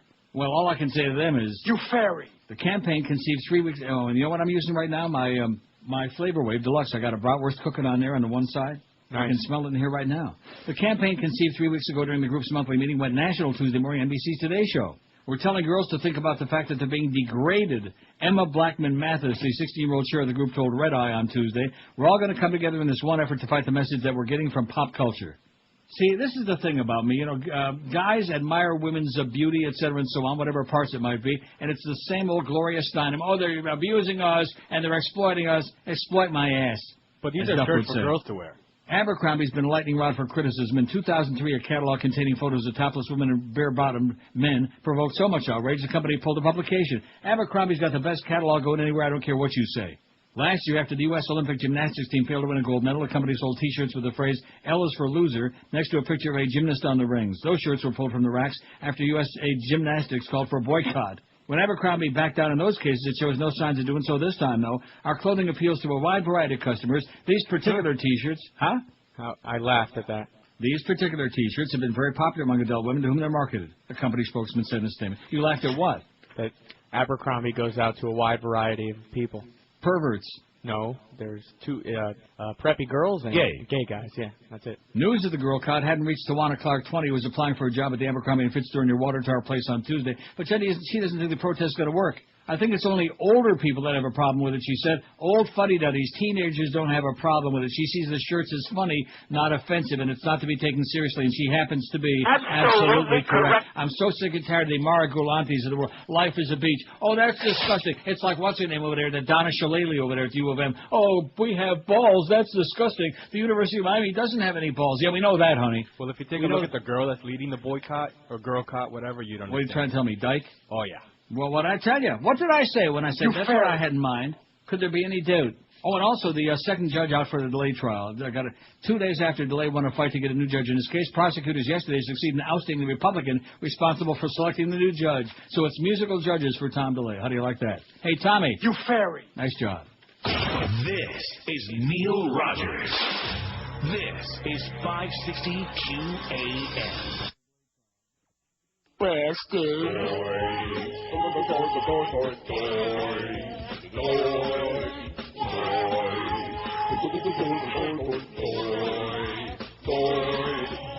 can't get over what that Huey said today. He's got a lot of noise to talk about me that way. I don't give a crap what that fairy has to say. If he wants to smoke pink cigars, then let him. Why, I'll have you know, I know what I'm talking about. Every morning at the condo, I take the elevator down, and on my way to the car, when I pull my folding basket out, I grab a free condo paper. The toys are back in town. Toys are back in town. The toys are back in town. Toys are back in town.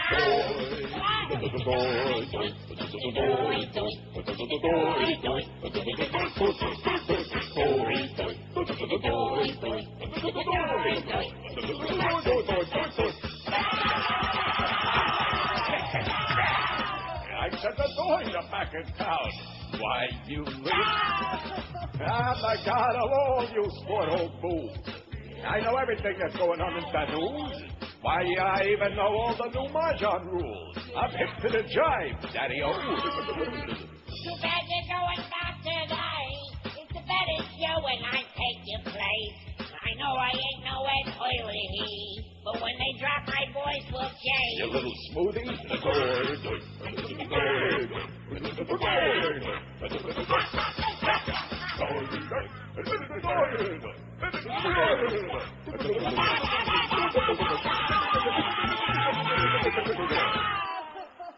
Bye, bye, bye.